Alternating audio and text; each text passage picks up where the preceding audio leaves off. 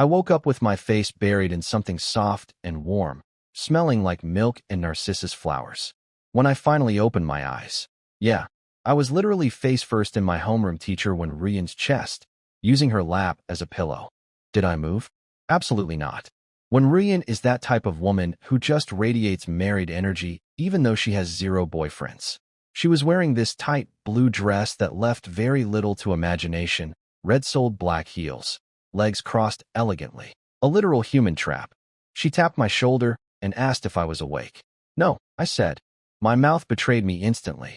She told me to get up anyway because apparently we had problems. I sat up, reluctantly. The problems turned out to be we were on a beat-up double-decker bus with my entire nursing class, which, by the way, is 100% women except for me. All 10 campus beauties study in my class. I somehow became the luckiest and most stressed man alive simultaneously. Behind me, my best friend Lu Wanzhou was drooling in her sleep, mumbling something about hee with Jiang Chen. Her pink hair was a mess.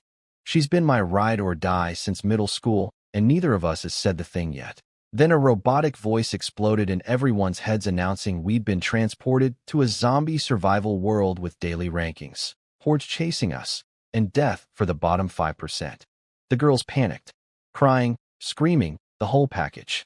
I stood up, all 183 centimeters of me, and said, "Does crying bring you home? Does crying stop the zombies?" Silence. Beautiful, immediate silence. I love these girls. Lu Wanzhou jumped up first, chest bouncing, striking a proud pose. She'd awakened an S-rank talent called Shadow Queen. Invisibility, guaranteed crits, insane agility boosts. She looked so smug about it. Then my own system notification hit. SSS-rank. Unique. Dual cultivation holy body. The ability basically rewards me for talking to women. Every minute of conversation gives us both free stat points. And the longer I talk to them, the more their sanity drops. And the higher my chance to copy their best stats. 100% sanity. That's it. 10% copy chance. 0% sanity. Brain is broken. 100% copy chance. Also, if a girl's affection for me hits 100, I copy her talent entirely. I looked around at 40 beautiful women depending on me to survive the apocalypse. This is either the greatest situation in human history, or I'm completely cooked. Probably both. I stared at the SSS-rank notification floating in my head like an idiot with a grin I absolutely could not control. I looked around the bus. Wall-to-wall beautiful women. Teacher included. I stared at the floor immediately. My face was doing things I did not authorize. Meanwhile, everyone was busy hyping up Lu Wanzhou for her S-rank talent. And honestly, she was eating it up, chin raised, hands on hips, peacocking so hard I could practically hear the feathers rustling. Then she noticed me smiling at the floor like a serial killer planning something. She stomped over and jabbed her finger directly into my cheek. "Jiang Chen, what are you scheming?" My face got pushed sideways. I gently removed her finger from my face like I was handling an aggressive kitten. Then I told everyone about my talent. The bus went silent for exactly 2 seconds. Then absolute chaos. Wait. Communicate means that kind of communicate. The system called it communication. Girls covering their faces. Girls turning red. One girl in the back, blue hair, tight jeans, absolutely not embarrassed at all, just casually sighed and muttered she was disappointed I wouldn't force anything. Everyone stared at her. What? I'm just being honest. Wanzhou had both hands behind her back, ears burning red, eyes glued to the floor, refusing to look at me. But she still managed to bark out a warning. "Don't you dare force anyone, Jiang Chen. Or else. She ran out of threats immediately. Her brain clearly finished that sentence with, "I'd have no choice but to let you," because her face went from pink to full tomato. I pinched her cheek gently and told her to relax. Nobody was getting forced into anything. She pouted, looked away, and whispered something so quietly I almost missed it. But if it's me, you can just. I pretended I didn't hear that. For her dignity. Mostly. Then Ruan Ningxuang, the ice-cold campus beauty who dresses like she walked out of a historical drama, stood up and announced her S-rank talent completely deadpan. Area buff, snow and plum blossoms falling, boosts everyone's attack power. Absolutely gorgeous ability. She sat back down like she hadn't just saved me from the most awkward atmosphere in human history. I gave her a nod. She gave me the tiniest smile. Respect. Then Tang Yen, the girl who showed up to the apocalypse wearing a full cosplay outfit and a top hat like this was a themed event, stood up, bowed dramatically, and revealed her S-rank talent. Lucky Queen. Luck 100. Permanent. Loot boxes. She pulls double gold every 10 tries without spending a cent. In a zombie survival world full of random drops, this girl is basically a walking slot machine that always hits jackpot. I made her our official loot opener on the spot. She swung her feet happily and looked like I'd just handed her a birthday present. After all that, I scanned the bus again looking for a healer type. Nobody spoke up. I frowned. A squad this stacked should have a support unit somewhere. In the very back of the bus, a tiny girl with a brown teddy bear was still completely asleep, drooling slightly, mumbling into the seat cushion. Snacks. Nuonuo loves snacks. Hee hee. But if Jiang Chen gives them, Nuonuo won't even eat them. Jiang Chen. So nice. I found my healer. She was sleep confessing to me while cuddling a stuffed bear in the middle of the apocalypse. This team is going to be something else. The last person to announce her talent was someone I almost missed entirely. In the back of the bus, a tiny girl with black twin braids was literally bouncing to get my attention. Pink-purple JK skirt, little leather shoes, lace socks, and one single gravity-defying antenna hair sticking straight up from her head like a broken antenna. This was by Nuonuo, shortest person in class. If she didn't jump, I physically could not see her. She sprinted over and launched herself directly into my chest like a heat-seeking missile, buried her tiny face in my shirt. I patted her head the way you pat a very enthusiastic puppy. She looked up at me with sparkling eyes and announced her talent. Don't die. S-rank. Touch someone. Heal all injuries. Remove all poison. And once per day, she can scream, "Don't die," at a dead teammate and actually bring them back. Within 30 minutes of death. Brain death excluded. The bus erupted. Girls were screaming. Several physically ripped Nuonuo out of my arms to hug her.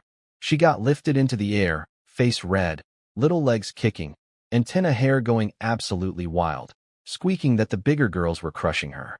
We had a healer. A resurrection healer. I nodded with deep satisfaction. Life was good. Then the system announced everyone's rankings. We were number 1. Prize. 1 SSS-rank skill book. Before I could even think about how to politely suggest the book should maybe come to me, every single girl in the bus simultaneously turned and pointed at me like I was the obvious answer to a question nobody asked. Obviously give it to Jiang Chen. Who else would get it? Remember the field trip when those thugs cornered us and all the other guys ran? Jiang Chen handled them alone. He's our only guy. He needs it most. I didn't say a single word. They just decided. Unanimously. Instantly. I felt genuinely touched. Years of being a good classmate, finally paying dividends. Then Teacher Wen walked over from the front of the bus. Red-soled heels going click, click, click on the floor. Blue tight dress doing what tight dresses do with every single step. Somehow she had a visible waistline and that soft, warm. I'm going to stop describing this before I get in trouble. She was holding the space backpack.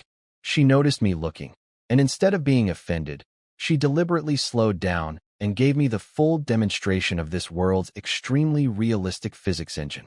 My throat went completely dry.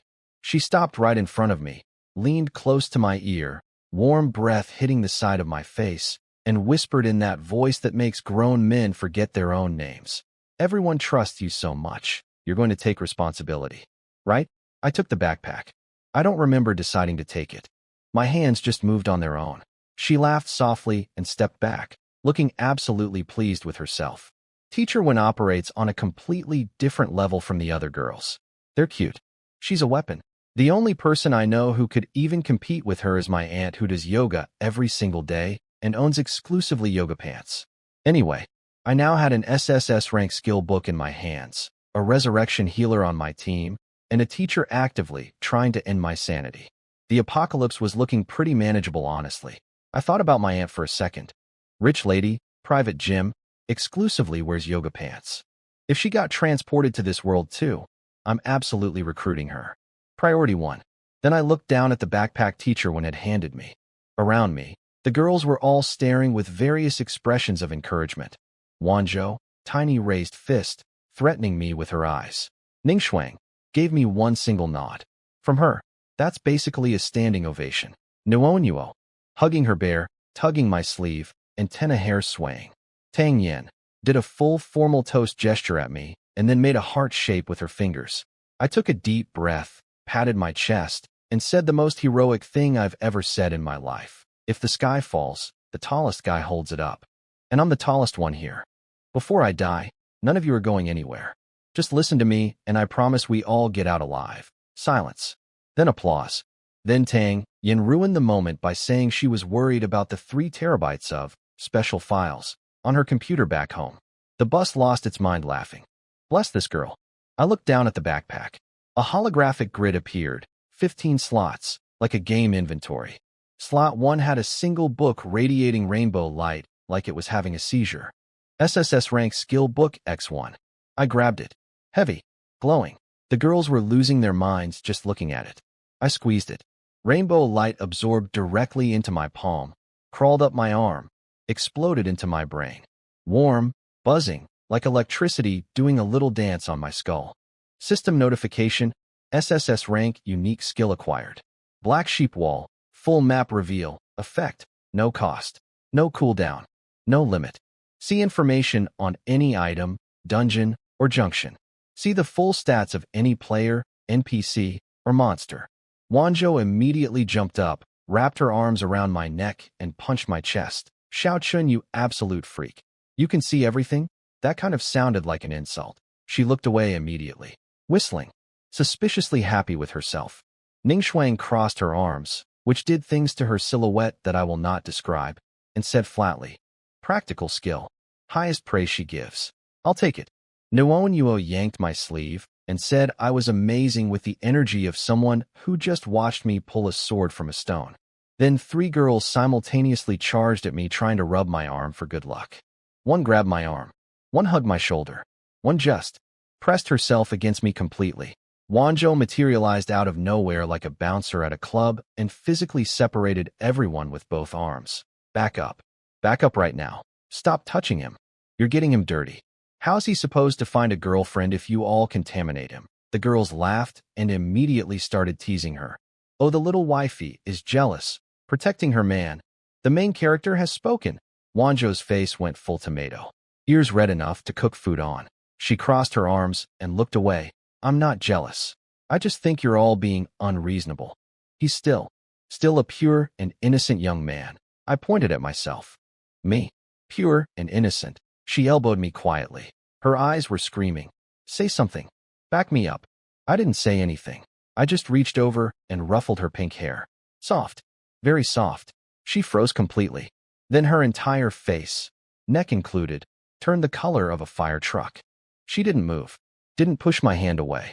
Just stood there letting me mess up her hair, lips pressed together, staring at the floor. The bus collectively died. We're getting fed dog food in the apocalypse. I didn't survive a zombie world to watch these 2 be cute. Wanzhou, your face is so happy right now. Wanzhou's head dropped lower. Her ears were on fire. But the corner of her mouth curled up no matter how hard she tried to stop it. She whispered something so tiny only I could hear it. Xiao Chun is so nice. I pretended not to hear that too. I pulled my hand back and decided to test my new skill instead. I whispered, Black Sheep Wall, full map reveal. The skill activated and suddenly I could see everyone's stats floating in front of me like a video game HUD. First I checked myself. Attack 12, Agility 12, Defense 10, Constitution 11. Above average across the board. I have my aunt and her mandatory yoga sessions to thank for that. She always said, boys need muscles to protect the girl they like, while also somehow always needing me to spot her during workouts. Very suspicious woman. I miss her. My luck stat was 15. Pretty good. My look score was 99 out of 100. I put my hand down and said nothing about that one. Then I checked the girls. Most of them averaged 5 to 8 in core stats, which is normal. But the highlights were insane. Wanzhou's agility was 13. Girl runs every single day. Makes sense. Ningxuang's spirit was 16. She's ranked first in class academically. Her brain is literally a weapon. Tang Yan's luck was 100. Perfect score. Maximum. Capped out. I stared at that number. Tang Yan was already the luckiest human alive before getting any talent. She plays every gacha game ever made and has never spent a single coin. 10 pulls, guaranteed double gold, free weapon included. Every time. Without fail. The universe simply does not say no to this woman. Then I found a stat the girls had that I didn't. Affection score. 80 and above means admiration. Basically a crush. I scrolled through. Tang Yen, 88. Nuonuo, 88. The Blue Sisters, both 88. Wanzhou, 90. Ning Shuang, 92. Teacher 1, 96. I stood very still for a moment. So, every girl in my class has been secretly in love with me this whole time, and nobody said anything. Not one word. We just all went to class together for 4 years like normal people. And my teacher has the highest score. That explains why when I accidentally grabbed her earlier she just let it happen. Turned a little pink. Reminded me gently after a while. Any other male teacher pulls that stunt, and he's in handcuffs by noon. I looked over at teacher 1. She was hugging some of the scared girls, patting their backs, saying, "Don't cry. Your teacher and Jiang Chen are here," leaning forward slightly. Blue dress doing its absolute best. I looked away immediately. I made a mental note. Approach this situation carefully. I just told everyone I wouldn't force anything. I cannot immediately walk up to her and say, "Hey teacher, want to communicate for a bit?" My reputation would collapse instantly. Then the system announced I was officially the space backpack controller. Nobody was surprised. One girl muttered that if I hadn't been chosen the system would obviously be rigged. Meanwhile, in the back of the bus, the Blue Sisters were having a whole separate situation. Lan Xingyao, the older twin, bold, loud, zero filter, wearing a white spaghetti strap that was genuinely suffering under the weight of its responsibilities, was lounging dramatically across the seats. The bathroom door finally opened. Out walked her twin sister Lan Xingwan. Same face, same outfit, legs slightly unsteady, cheeks pink. She'd been in there a very long time. Xingyao immediately leaned over and whispered, "We teleported to another world. Your phone's gone. All your photos of Jiang Chen disappeared, and you still stayed in there that long." Xingwan turned the color of a tomato. She checked that I wasn't looking, then hissed back, "I just had a stomachache. You were sitting on a toilet, not squatting. How did your legs go numb?" Xingwan slapped her hand over her sister's mouth with the desperation of someone trying to survive. Xingyao mimmed zipping her lips. She was absolutely going to unzip them later. The system then announced that personal stat panels and a public chat channel were now open to everyone. Somewhere out there, other teams were now able to talk to us. Things were about to get very interesting. I shared my stat panel with the whole bus. The reaction was immediate and extremely good for my ego. Attack 12, Constitution 11, -5, Agility 12 2. Jiang Chen, have you been secretly training this whole time? Does he have abs? Wanzhou answered that last one before I could. Immediately. Without hesitation. 8-pack. Real ones. Every girl turned to stare at her. She realized what she just said. Her mouth closed. She looked at the ceiling. Then Xingyao leaned back with the smile of a woman who has seen things and said thoughtfully, "Constitution 11 means his stamina must be really good. And Agility 12 means his speed is probably impressive too." Hee hee. Her sister Xingwan understood instantly. She wished desperately that she could understand math that fast instead. She grabbed Xingyao by the arm and physically dragged her into the bathroom to prevent further commentary. Xingyao's muffled voice from behind the door. "Oh, is something fun happening in here, Xingwan? There is no saving you." I was standing in the aisle surrounded by beautiful women complimenting my stats, and I will not pretend I wasn't enjoying every second of it. Then I noticed something. They were all discussing core stats. Nobody mentioned special attributes. My look score is 99 out of 100. 99. And not one person brought it up. I casually asked if anyone could see my special attributes. Everyone looked confused. Apparently, only I can see those.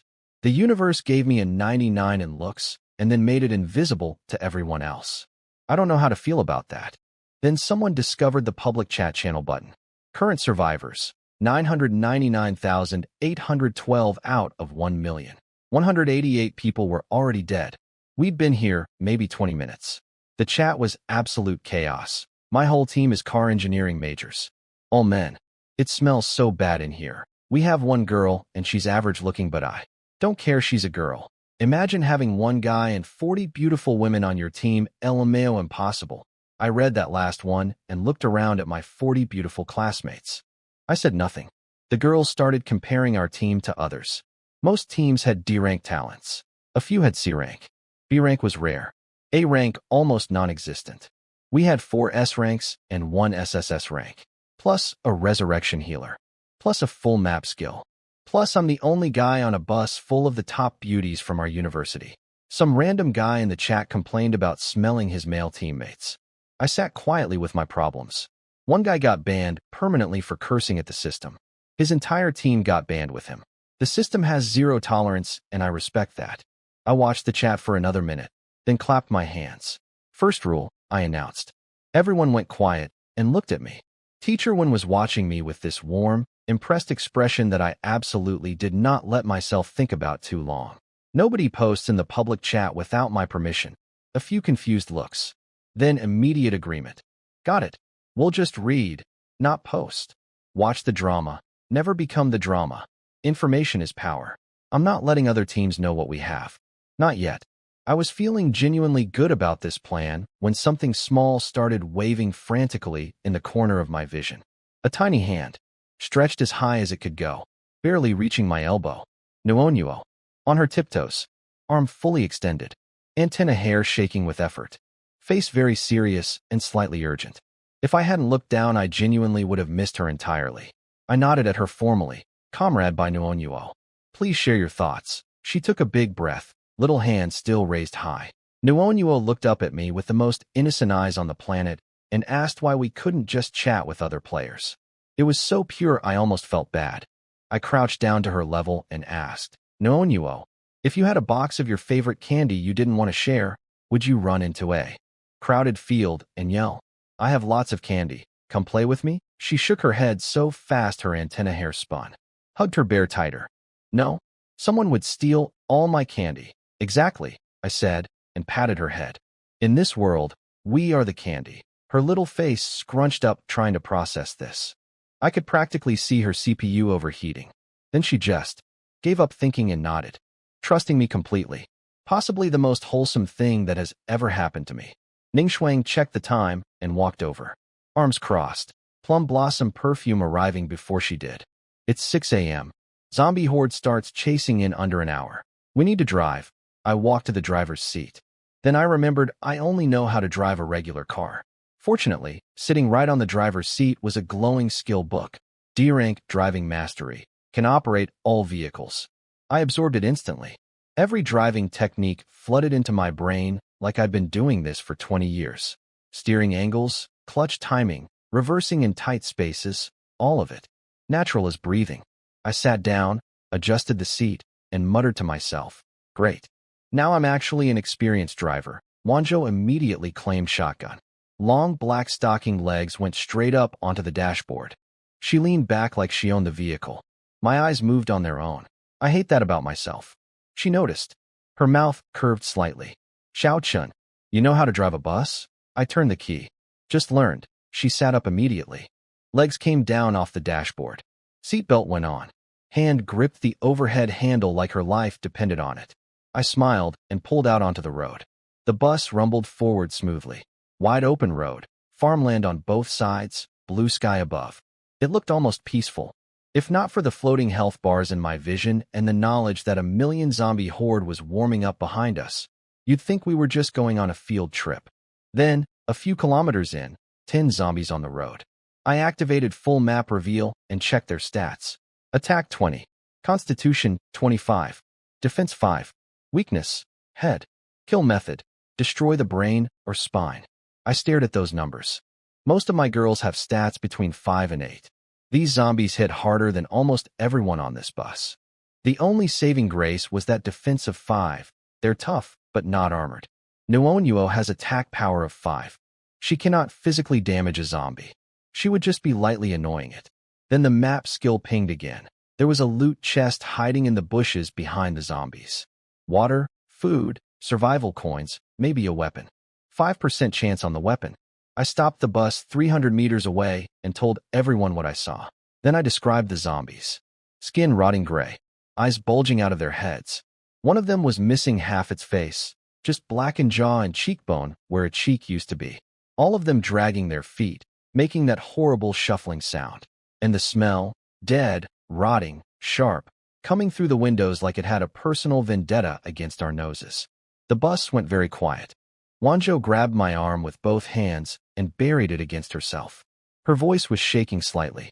Just a little. Xiao Chun. Other girls covered their mouths. Some looked away. Some looked genuinely green. These were girls who'd watched zombie movies before. But a screen has a smell filter. Reality does not. The fun, loud energy from 5 minutes ago evaporated completely. Fear filled the bus like fog. I looked at the 10 zombies shuffling toward us. Time to figure out how we're actually going to fight these things. While everyone was quietly terrified, Tang Yin pressed her face against the window and stared at the zombies with pure academic interest. Wow, real zombies. I've never seen one before. They look just like The Walking Dead. They're kind of cute. The entire bus turned to look at her. Tang Yin, our lucky star. Do you have a different definition of cute than the rest of humanity? She just tilted her head thoughtfully. Completely serious. I felt Wanzhou's fingers trembling on my arm. I patted her hand gently. It's okay. I'm here. She went quiet and gripped tighter. My arm sank deeper into a situation I will not describe further. I eventually retrieved it. It smelled like milk. Moving on. I stood up and addressed everyone calmly. Don't forget. Yes, zombie stats are high. But you're all forgetting Ningxuang's talent. I looked at Ningxuang.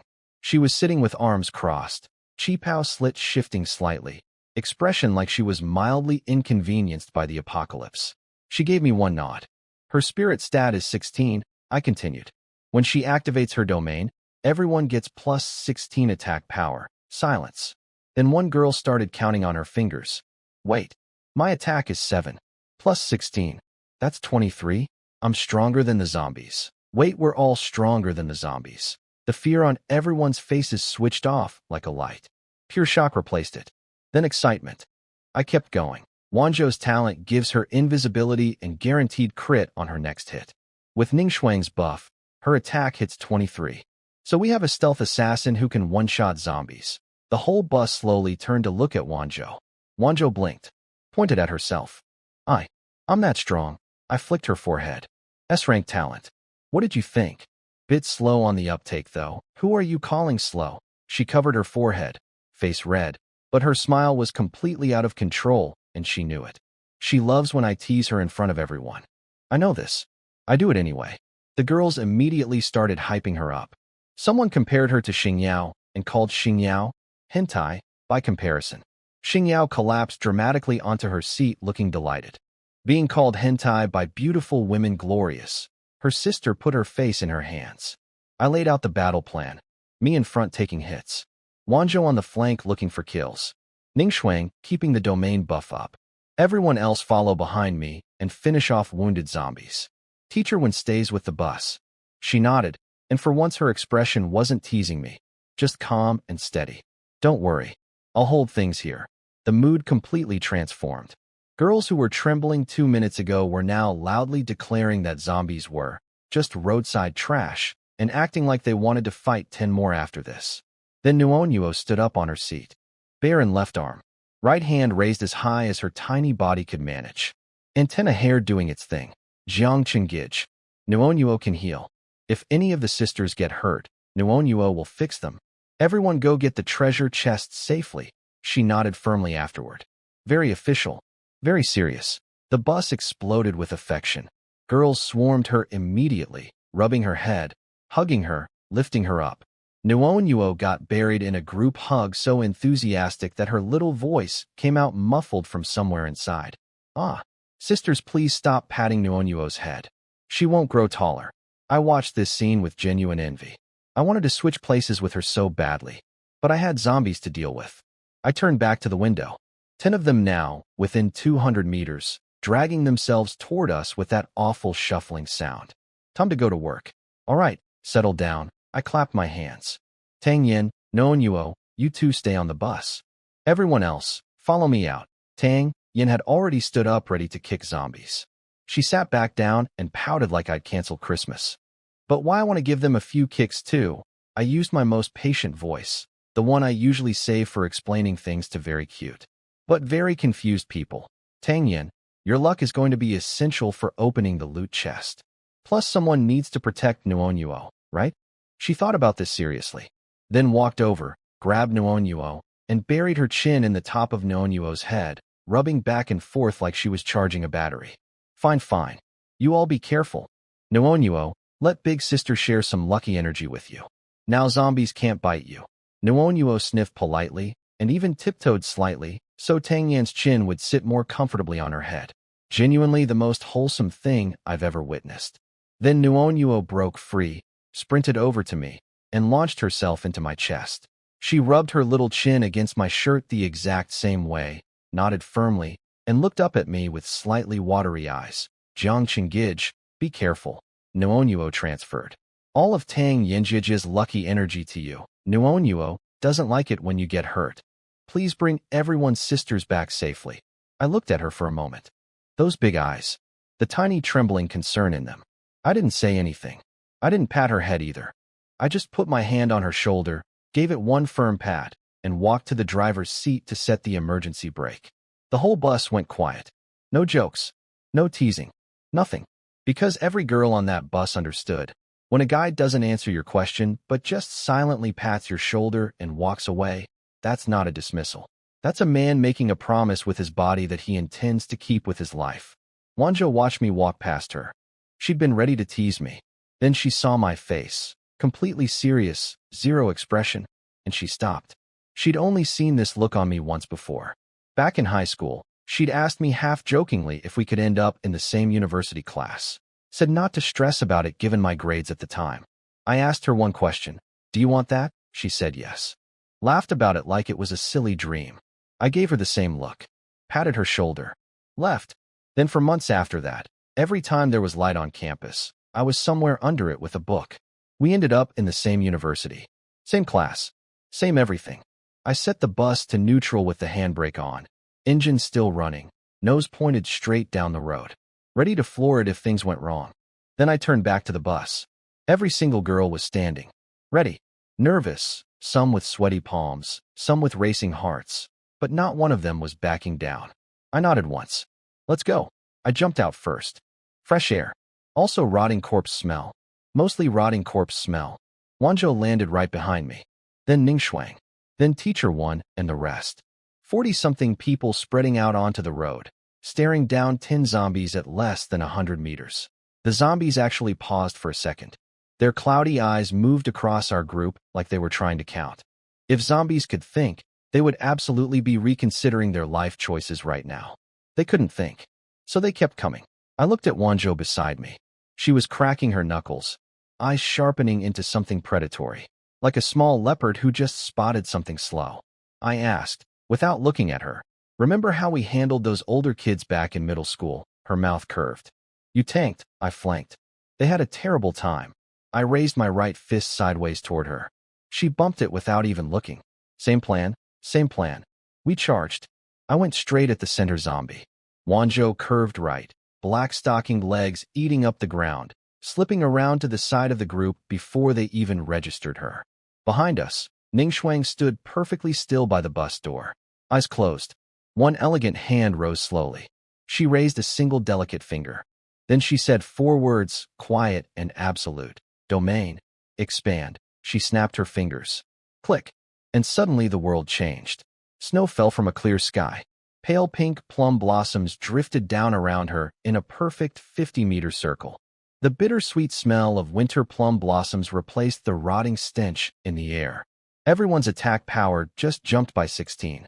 10 zombies. 40-something very motivated women. One very confident man. Let's get that loot chest. Ningxuang's domain hit me like a cold splash of water that immediately turned warm. I checked my stats.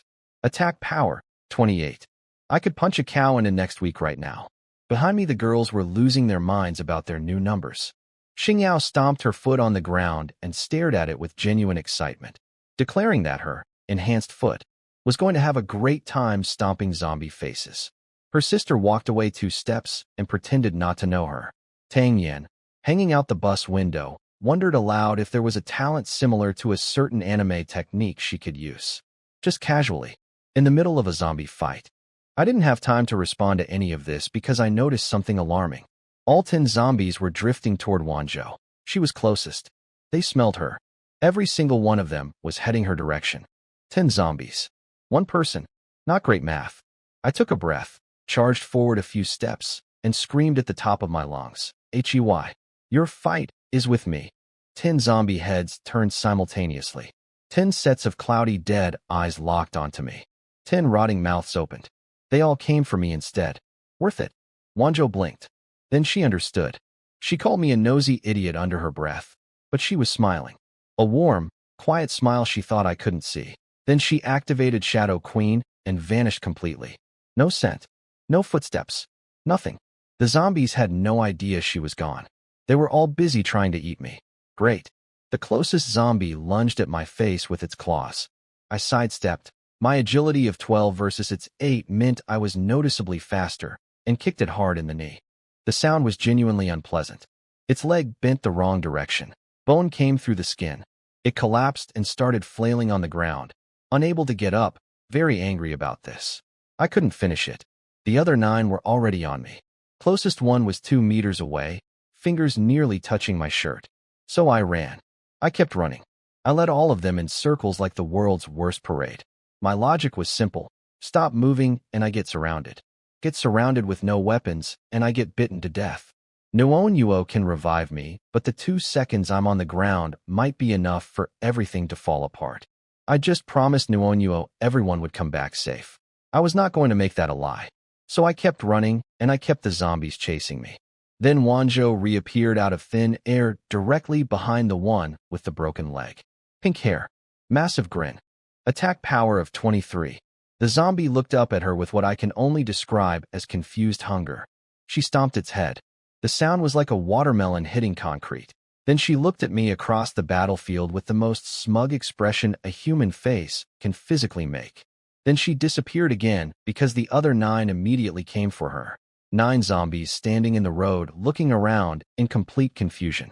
I used the gap to grab the nearest zombie from behind, hand on its skull, foot behind its leg, and slammed its head into the road using my own momentum. Another one done. Survival coin dropped. And that was basically the whole fight after that. Me in front making noise, drawing attention, knocking them down. Wanjo appearing from nowhere, stomping skulls, disappearing again. We hadn't practiced this. We didn't need to. We've been doing the you distract, I flank combo since middle school when older kids would mess with our class. Same energy, different stakes. 5 more zombies down in under 5 minutes. Then the last 3 did something I didn't expect. They stopped chasing me. They turned toward the girls instead. 3 zombies turned toward the girls, and I was already moving. 3 side kicks. 3 kneecaps. 3 zombies on the ground, making very undignified sounds.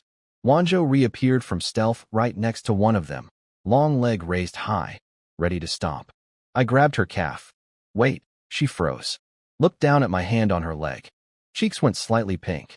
Didn't stop me though, just tilted her head confused. Xiao Chun, we're not keeping these as pets, right? I nodded toward the bus where 40 girls were watching with a mix of terror and extreme eagerness. Let them get some practice. We killed everything else. How are they supposed to build experience if we do it all? Wanjo considered this. Nodded. Also was slightly out of breath, which I noticed, and then immediately looked elsewhere. I lowered her leg. Soft. Very springy. Moving on. I turned to the girls and gestured at the 3 crawling zombies. These are yours. Attack power is boosted. Wanjo and I are right here. Nothing can go wrong. Go practice. Xingyao didn't even wait for me to finish the sentence. She was already sprinting at the nearest zombie with the energy of someone who had been waiting their whole life for this specific opportunity. She stomped it. Missed. Stomped again. And again. While yelling at it personally. That's for scaring me. That's for being ugly. My 22 attack power foot is going to stamp you into the road. 2 stomps later, zombie brain. Gone. She turned around and called to her sister. Xingwan. Come on. The foot feel is great. That broke the dam. 20-something girls swarmed the remaining zombies in a chaotic pile. It sounded like popcorn mixed with screaming, mixed with girls accidentally stepping on each other's feet. I got one. I got one. You stepped on my foot. Stop pushing. Who just grabbed me? Xingyao, I know it was you. Xingwan stood at the edge of the chaos, looked at the half-crushed zombie skull remaining, and quietly pushed her way in. She stomped it. Her leg went numb from the impact, but the skull flattened. She turned to her sister. I got one. Xingyao ruffled her hair proudly. That's my soldier. 3 zombies. Completely demolished. Every girl walked away without a scratch. I scanned the area, confirmed everything was dead, and gave Ningxuang a nod. She released the domain. Snow stopped falling. Plum blossom petals faded. The scent drifted away. Ningxuang quietly pressed her fingers to her temple. Running that domain had cost her. She was looking at my talent with an expression I recognized, calculating, wondering, biting her lips slightly. I pretended not to notice for both our dignities. I finally let myself relax. My back immediately informed me it had opinions about today. My calves were one bad step away from full cramp. Running in circles dragging zombie aggro is apparently a cardio workout. I rolled my shoulders and thought, Constitution needs to go up. Attack power means nothing if I collapse after 5 minutes. Then Wanzhou appeared beside me, hands behind her back. Chin pointed at my hand. Weirdly mysterious expression. Xiao Chun, hold out your hand. What are you up to? She grabbed my arm and shook it with unexpected cuteness. Just hold it out. Come on. I sighed and held out my hand. I've known this girl since we were children. Refusing her has never once worked in my entire life. She smiled immediately, full, warm, genuine, and placed 3 survival coins into my palm. Little things, slightly bigger than regular coins, heavy for their size, covered in symbols I couldn't read. Xiao Chun, your big sis collected these, see if they're useful. I activated full map reveal. Survival coins, X3. Universal currency of the road survival world. Used to upgrade vehicles, activate vehicle modules, and purchase supplies from NPCs. I looked at the 3 coins in my hand. Then I looked at Wanzhou, who was watching me with this quiet little proud smile, very pleased with herself for doing something useful. I didn't say anything sappy, but I closed my hand around the coins carefully. I held up the coins and explained what they were to everyone. Collect these. Use them to upgrade the bus, buy supplies from NPCs. Very important. Everyone nodded like good students. Meanwhile, Xingwan was standing at the edge of the group, gripping her sleeve, sneaking glances at my face in the sunlight. I could see her lips moving slightly. She was absolutely having an internal monologue about collecting coins specifically so she could hand them to me and touch my hand like Wanzhou did. Her sister watched this entire performance and whispered to herself, my poor stupid little sister. Just go confess. If it weren't for you, I'd have consumed Jiang Chen completely by now. Then Nuonyuo and Tang Yin came down from the bus. Nuonyuo immediately ran to every single girl, tiptoeing to check them for injuries, little hands patting shoulders and arms with the gentleness of a baby bird. When everyone confirmed they were fine, she visibly relaxed. Then she ran to me, grabbed my hand, and looked up with maximum concern in her enormous eyes. Jiang Chen, are you hurt? I went to ruffle her hair, then noticed my hand was covered in black zombie blood. I'm fine, Nuonyuo. She pulled out a tiny handkerchief from somewhere. I don't know where. The outfit had no pockets, and carefully cleaned my hand. Then she put my clean hand on her own head herself. Then she started inspecting my arms for injuries and accidentally touched somewhere she didn't expect to touch, and went completely still. She looked at her hand. Her face turned red enough to be medically concerning. She stepped backward, hugging her bear, stammering, "And no injuries is good." Xingyao's eyes lit up like a game show host. Nuonyuo, how is it? Tell sister everything. I'll give you all my snacks. Xingwan grabbed Xingyao's ear and dragged her sideways. Ow, ow, ow, stop. Making everything weird. I just asked about hand feel. Tang Yin leaned toward Nuonyuo. Do you have a crush on Jiang Chen? Nuonyuo buried her entire face into her stuffed bear. A muffled, I just worried about him, came from somewhere inside the fur. Then Wanzhou crossed her arms and pouted at me. I haven't even touched. I mean, that's not, whatever. I want to touch too. The words left her mouth. She heard herself say them. Every girl on the bus heard her say them. Her ears became the color of emergency exit signs. I leaned toward her with maximum innocent energy. Oh, does that mean big sis wants my body? No, but you always say we're like siblings. I circled her once, eyes drifting meaningfully, though honestly, it's not impossible. I'd need compensation. She grabbed my ear. You dare. I was laughing. She was furious. Her hand was on my ear. This is exactly how it's always been since middle school, and I wouldn't change it. Teacher Wen watched us from the bus door, arms crossed. The crossed arms look was doing significant things structurally. with a warm smile and an expression I couldn't quite read but was definitely not innocent. She eventually walked over, gently peeled Wanzhou off my ear, told her to rest, and looked at me with genuine concern. You too. Don't push yourself. I said I was fine. I also definitely didn't close my eyes for that voice. I sent everyone back to the bus and went to grab the loot chest from the bushes with Wanzhou, who followed me without being asked. The chest was heavy and old and covered in dried black blood. I lifted one side. She grabbed the other without a word, carrying it back with me despite her face still being pink and her eyes deliberately looking anywhere but at me. We walked back side by side in silence. I watched her profile for a moment, not actually angry, just embarrassed. The two of us have been doing this dance for years without naming it. I said casually, Wanzhou, do you want free attribute points? Wanzhou didn't answer my question about attribute points. She kicked me in the shin instead. Then, very quietly, while staring straight ahead, I never said you couldn't do it to me. I understood completely. I put her in the driver's seat. The road was wide, straight, empty. Honestly, a zombie could drive this stretch. I whispered to her that after we opened the chest, I'd help her with those attribute points. Her mouth did not smile. Her mouth was very serious and professional. Her mouth was lying. The corners were winning. I placed the loot chest in the aisle, then pulled out the bonus chest the system had rewarded us for being the first team to wipe a D-rank Guardian group with 0 casualties.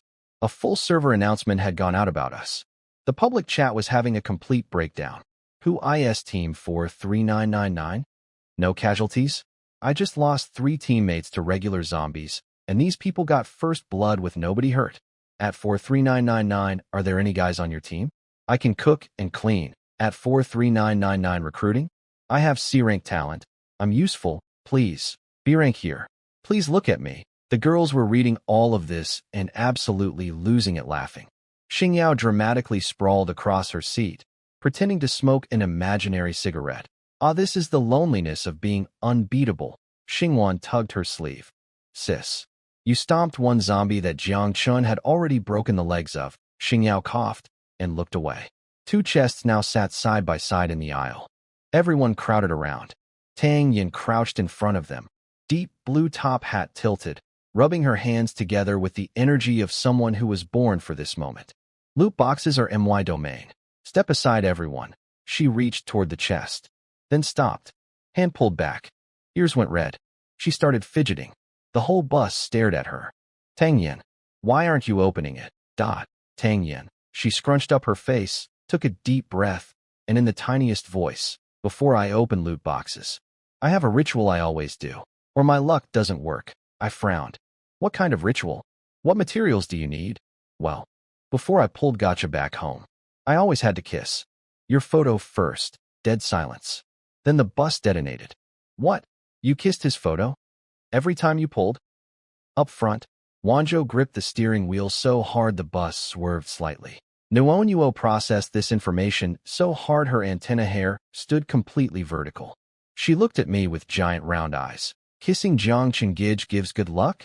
Nuonuo also wants to kiss. Xingyao recovered first, already laughing hard enough to slap her own knee.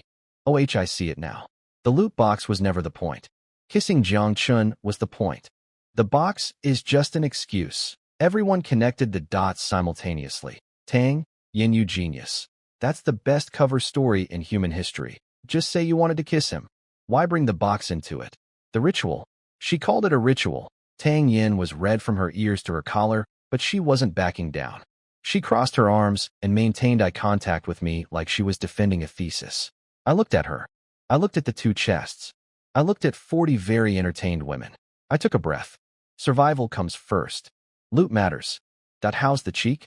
Does a cheek count? The bus volume increased significantly. Tang Yin was waving her hands frantically, insisting it was real and not an excuse. The more desperate she looked, the harder everyone laughed.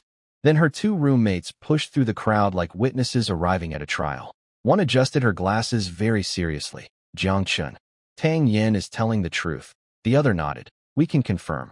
She kisses your photo before every single gotcha pull. Without exception, one time she forgot and pulled anyway. Got the guaranteed character slot, and it gave her the Thunder God instead of who she wanted. After that she learned. Every pull. 3 full minutes kissing Jiang Chen's photo first. 10 pull, double gold, guaranteed, every single time. The entire bus went quiet. Xingyao blinked slowly.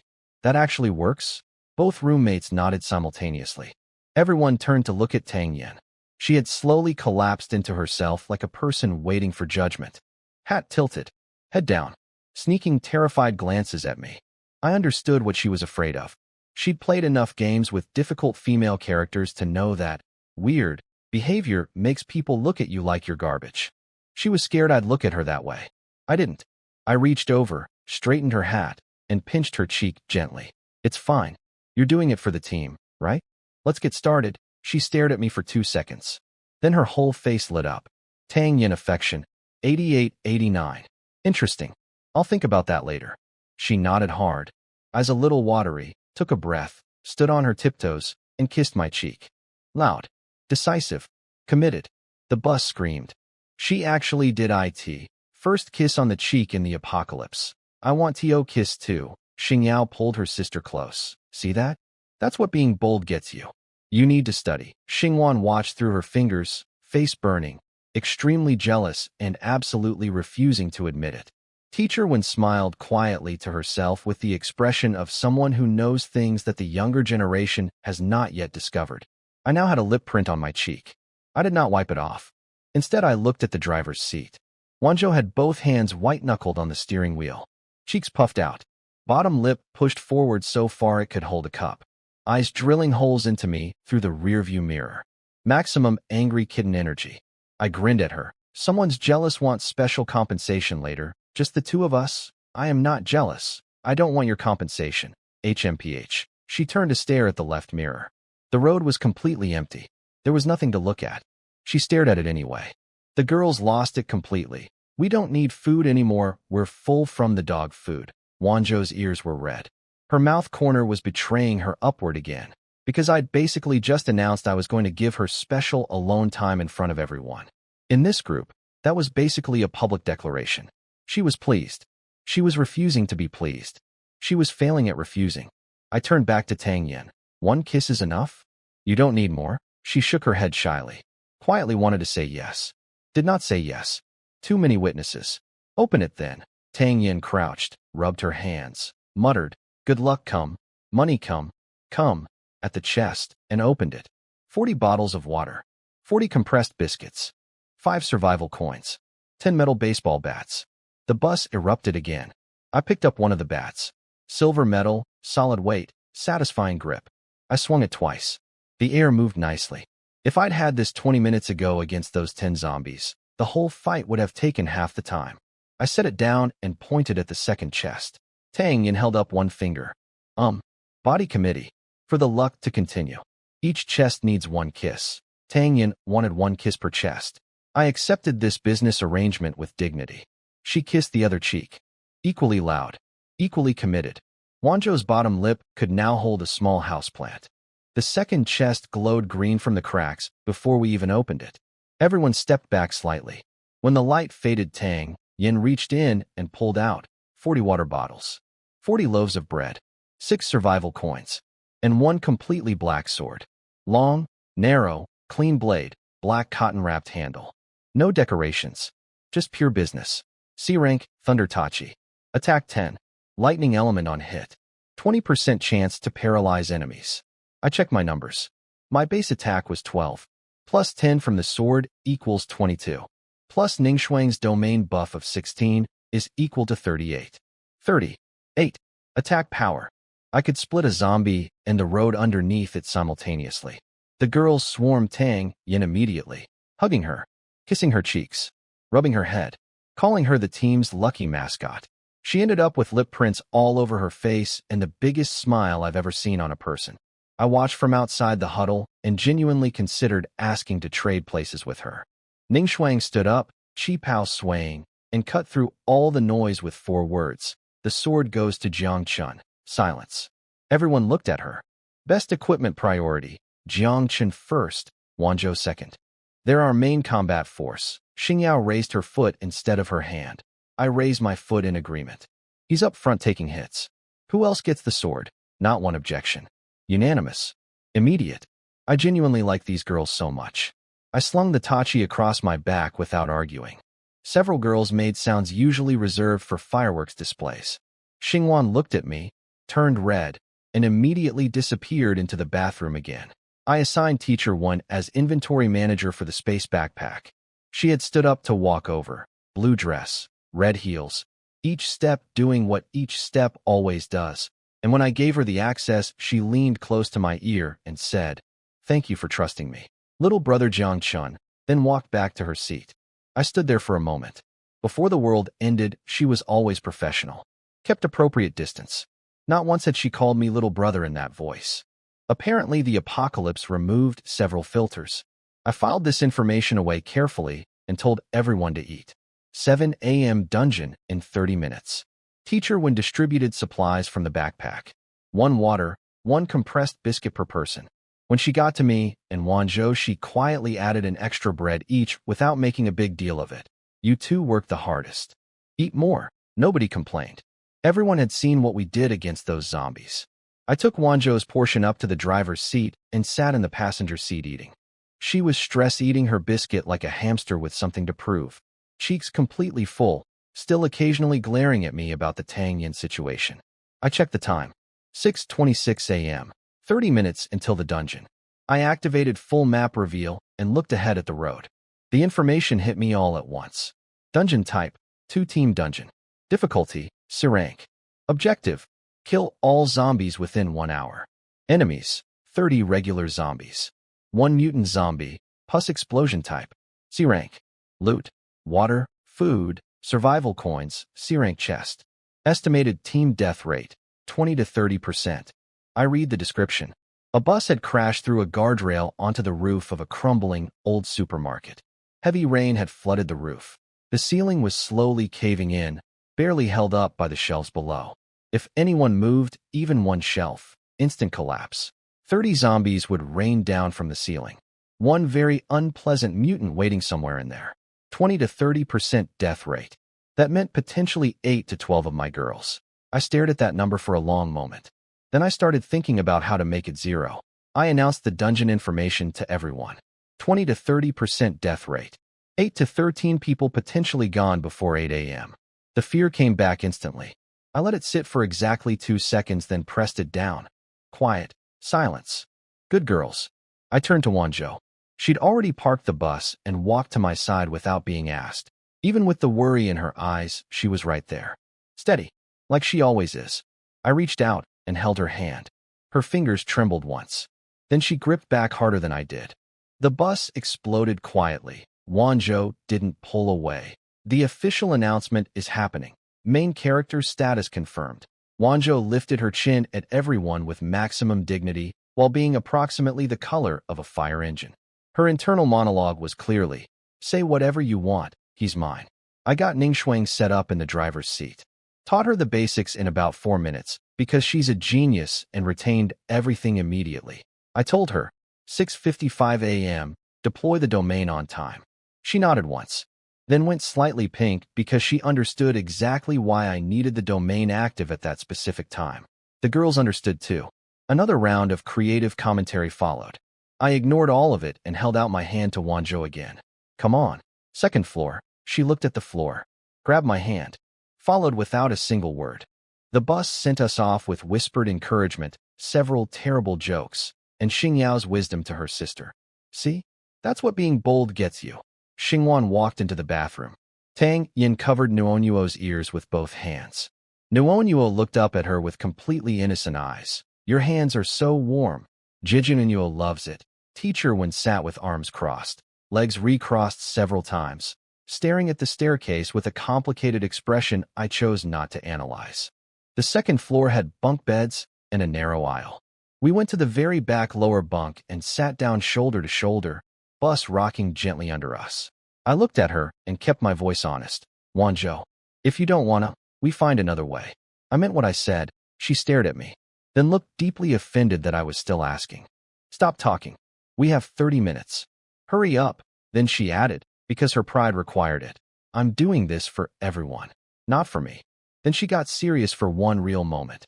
"Actual Wanzhou, no teasing, no armor. Xiao Chun." I want to be your fastest blade. She tucked herself against me, looked up, and shook her tiny fist at my face. And if you dare tell my parents. I didn't let her finish that sentence. Wanzhou remaining sanity, 90%. That's it. Wanzhou remaining sanity, 70%. Still playing tough. Wanzhou remaining sanity, 50%. Wait. What's happening? Downstairs the bus went completely silent. 40 women suddenly found fascinating things to look at. Xingwan went to the bathroom. Xingyao moved to the back row. Tang Yin kept both hands firmly over Nuonyuo's ears. Nuonyuo sat happily swinging her feet, too short to touch the floor, antenna hair bouncing, completely unbothered by whatever was happening above her. At exactly 6:55 a.m., Ningxuang activated her domain on schedule like the absolute professional she is. Snow fell. Plum blossoms drifted. The cold, sweet scent filled the entire bus. Everyone's attack power surged upward, including mine. Wanzhou remaining sanity, 20%. Wow wow wow. Wanzhou remaining sanity, 0%. Brain is broken. Wanzhou affection, 9092. Session duration, 29 minutes. Both parties received 29 free attribute points. Successfully copied Wanzhou's attack power, 23 points. I sat there for a moment afterward, allocating points in my head, looking at my new stats. Outside, the road stretched forward. 7 a.m. in 6 minutes. Time to go save everyone's lives. We came back downstairs. Every single girl on the bus turned to look at us simultaneously. 40 pairs of eyes. Every possible human emotion represented. Curiosity, embarrassment, envy, amusement. One girl was pretending to sleep. Nobody was actually sleeping. I coughed once and immediately shared my stat panel with the whole bus to redirect attention. It worked. Attack power 35. Constitution 29. How does anyone survive that? Wanzhou has 82 agility. Nobody can even touch her. Wanzhou crossed her arms, chin up, smiling so wide her face could barely contain it, living her best life. Nuonyuo ran over and looked up at her with sparkling eyes. Wanzhou Jejia is so amazing. Wanzhou crouched down and ruffled Nuonyuo's hair gently. Don't be scared, little one. Big sister is very strong now. Jiang Chen and I will protect everyone. Nuonyuo nodded so hard her antenna hair nearly flew off. Ningxuang stepped beside me and said quietly, check the dungeon death rate again, right? Good thinking. Black sheep wall. Full map reveal. The information came in. I checked the number. Then let out a breath I didn't know I was holding. Relax, everyone. Death rate is now 0%. The collective exhale from 40 women nearly moved the bus. Thank you, Jiang Chen's talent. And Wanzhou's courage, someone added slyly. Wanzhou stared straight ahead driving and said absolutely nothing. Her ears were pink. I grabbed my tachi and nodded to Teacher 1. Distribute the baseball bats. Priority goes to whoever contributed most in the last fight. She stood, smoothed her dress, and began handing out the 10 metal bats with efficient grace. Wanzhou got one first, still driving, accepted it one-handed. The Blue Sisters each got one. Xingyao immediately spun hers like she was warming up for a home run derby. Xingwan accepted hers more carefully. Sis, don't hit the wrong person with that. I would never. You grabbed my foot earlier thinking it was a zombie. Xingyao went quiet. Teacher Wen kept one for herself. Gave 3 to the girls guarding Ningxuang. She can't fight. Protect her. And distributed the last 3 to the bus guards. Tang Yin and Nuonyuo got nothing. Tang Yin shrugged. Opening chests was her job anyway. Nuonyuo stared at the bats with enormous longing eyes and whispered, Nuonyuo also wants to help. I walked over and ruffled her hair. Nuonyuo's job is healing us. A healer is the most important person on the team. Her eyes lit up instantly. She nodded with total conviction. Nuonyuo will heal everyone perfectly. I could assign Nuonyuo literally any task, and she would treat it like the most important mission in human history. This is one of her best qualities. Then something appeared on the road ahead. A massive white billboard had materialized directly blocking our path. One single black arrow on it, pointing to a junction road branching off to the side. The dungeon entrance. I looked at the arrow, looked at my team. 39 girls, 1 thunder sword, 10 baseball bats, a lucky kisser, a resurrection healer, an invisible assassin, a domain buffer, and 1 man with a 0% predicted death rate and a terrible talent name. Wanzhou, take the turn. We turned right at the junction and pulled up to the dungeon entrance billboard. Team matching, 1/2. C-rank dungeon. Clear all zombies within 1 hour. Vehicles permitted. Sparse information. Nothing like what my full map reveal already told me. I told Wanzhou to park and keep the engine running. We waited. The bus was oddly peaceful for 3 minutes. Nuo Nuo swinging her feet. Tang Yin fussing with her hat muttering about chest loot. Xingyao lounging in the back row with a fake cigarette made from biscuit wrapper, doing her best, seasoned veteran, impression until Xingwan slapped her leg and told her to sit like a human being. Xingyao apologized to the girls in front immediately. Only Xingwan can do that. Then a beat-up minivan rattled around the corner trailing black exhaust smoke. Blood streaks down the sides. Deep claw marks across the doors. This vehicle had clearly had a very bad morning. It stopped 30 meters behind us. Every window covered with newspaper from the inside. I activated full map reveal and scanned it. Vehicle, damaged minivan. Level 1. Durability, 50/100. Half their health gone already. Rough start for these people. I scanned the passengers inside. 6 people. 5 men, 1 woman. The leader, Zheng Xiaobi. B-rank talent, giant limb dominator. Can enlarge a body part, adding +10 attack and defense to that part. The other 4 men had no talents, no skills, low stats. Then I checked the woman. Spirit stat, 1. Red warning text floating on her panel, mental collapse. I stared at that for a moment. I shared Zheng Xiaobi's panel with everyone and asked if anyone recognized the name. Thinking faces. Muttering. Scratching heads. Xingyao pulled the fake cigarette from her mouth and tilted her head. Zheng Xiaobi. Isn't that the dean from the arts college? The sketchy one? Teacher Wen had been leaning back reviewing the panel calmly. When she saw the name, her face changed completely. The warmth disappeared. Every soft expression went cold and hard. In about half a second, she went from beautiful homeroom teacher to someone I would genuinely not want to be on the wrong side of. She spoke slowly, every word deliberate. That's Dean Zheng from the arts college.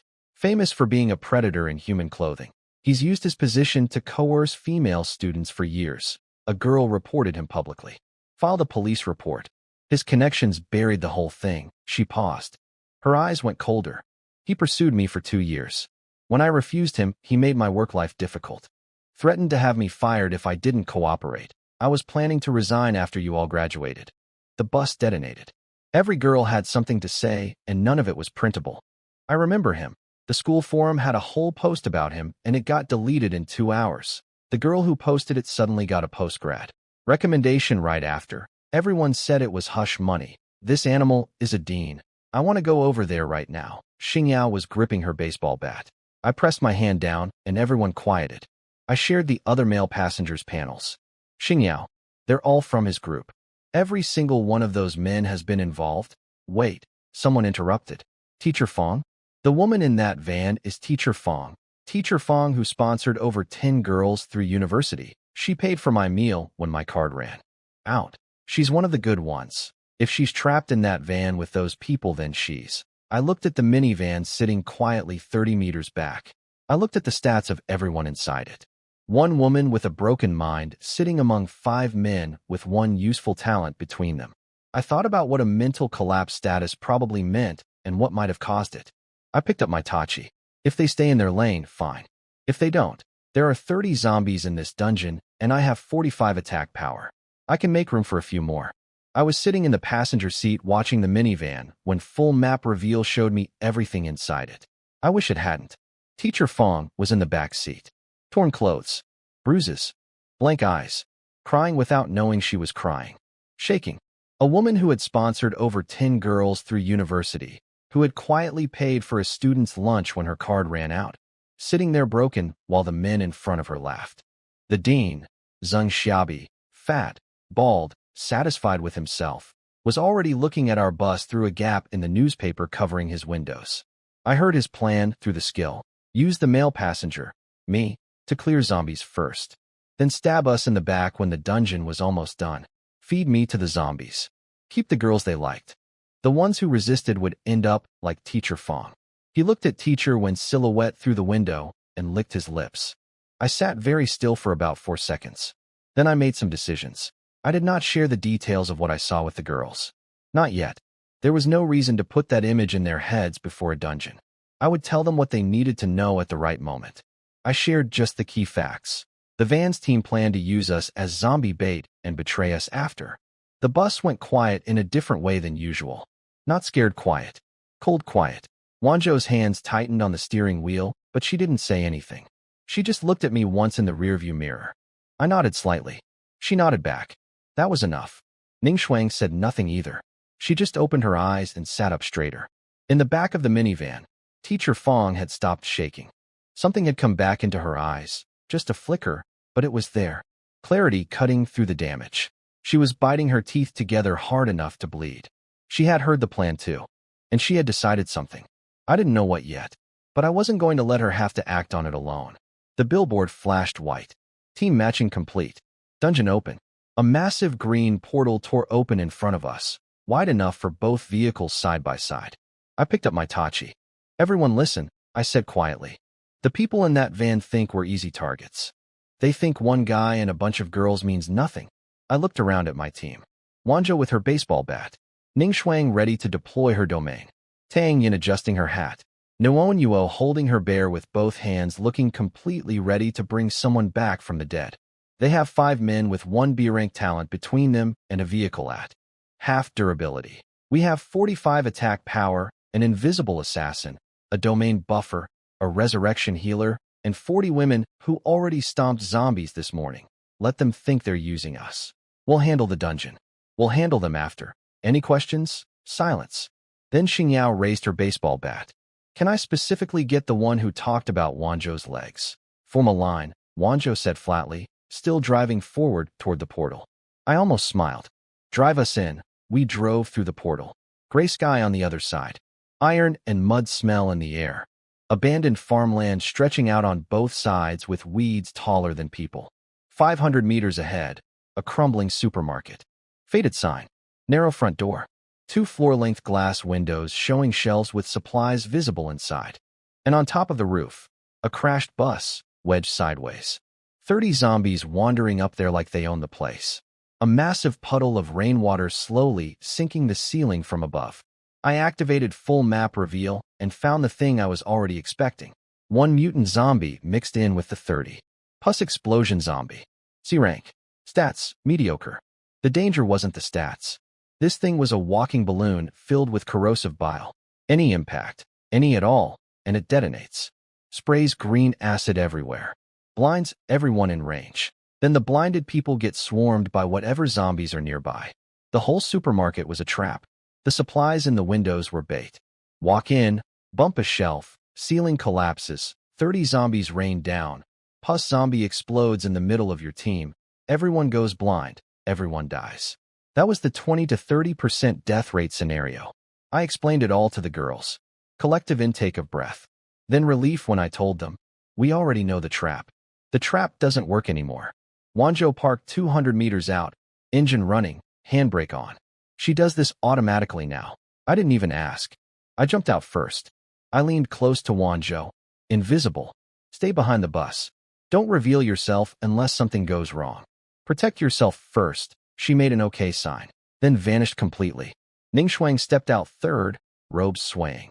Then Xingyao jumped out last, baseball bat on shoulder, fake cigarette in mouth, immediately started humming a gangster movie theme song, while swaggering forward like she was walking into a Hong Kong action film. Everyone stopped and stared at her. Xingwan smacked the back of her head.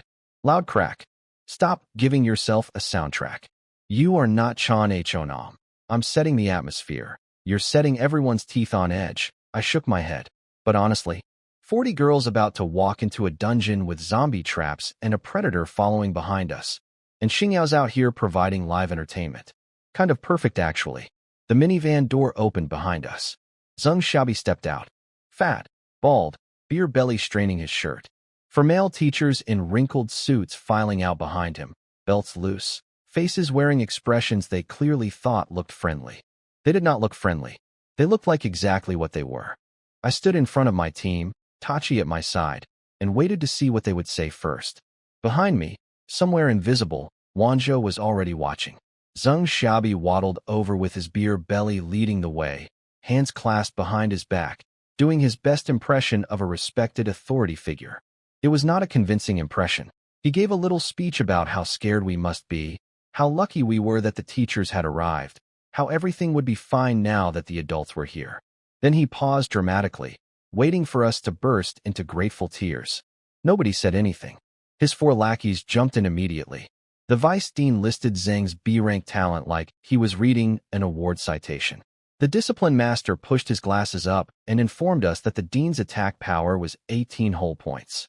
Another one told me to hand over my tachi because I probably couldn't use it properly anyway. Xingyao leaned over to her sister and whispered just loud enough. His attack is 18. Jiang Chen's base is 35. With the sword it's 45. With Ningxuang's domain it's 61. One hit from Jiang Chen and this man becomes a wall decoration. Xingwan pressed both hands over her mouth, shoulders shaking. The dean's smile got tighter. Then the discipline master played the final card. Hand over the weapons, or we're giving everyone a major demerit. Contacting your parents. Delaying your graduation. Recording it in your permanent files. He said it with complete confidence. This threat had worked for him for 20 years. Students crumble every time. Even the pretty ones go quiet and comply. Guaranteed. He waited. We all just stood there looking at him. Nobody moved. Nobody flinched. Not one person showed even a flicker of fear. His smile froze completely. I raised the tachi slightly. You just want our weapons. You don't need the whole school punishment speech for that. I looked at all 5 of them with the kind of look you give something you found on the bottom of your shoe. And for the record, nobody here recognizes you as our teachers. The girls didn't need any signal. Who said you were our teachers? You were predators back at school. Out here you're just 5 guys with a broken van. Threatening us with grades? We're in the apocalypse. Are you actually serious right now? 1 word. Disgusting. 2 words. Extremely disgusting. The vice dean stepped toward me reaching for the tachi. I looked at him. Just looked. He stepped back half a step without realizing he'd done it. Zheng Xiaobi's expression had completely abandoned the friendly leader performance. His face was doing something complicated. Confusion. Anger.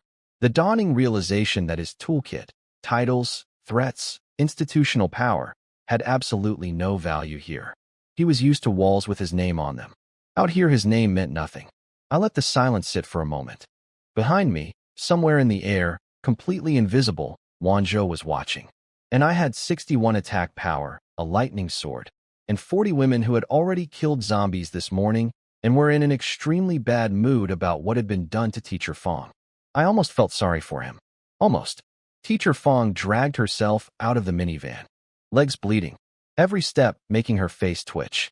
She fell on the road and kept going anyway, crawling toward the nearest man, grabbing his leg with both hands, fingernails digging through his pants into skin. She screamed at Teacher One with everything she had left. Take your students and run. Don't trust them. After the dungeon they already. She couldn't finish the sentence. Her throat made a sound I won't describe.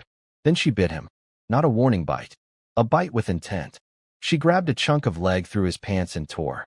The discipline master's scream hit the air like a siren. He started kicking her. Boot to shoulder. Boot to shoulder. She didn't let go. He kicked her in the face. She spit blood, turned her head back, and kept holding on. Still laughing. Delirious and broken and laughing because she decided she was going to spend whatever she had left buying us a few extra seconds. The nursing students behind me understood exactly what her injuries meant. They'd studied this. They knew how those bruises happened and in what sequence. Xingyao dropped her fake cigarette on the ground. Said 2 words very quietly. I won't repeat them here, but they were accurate. Several girls were crying. Several had raised their baseball bats.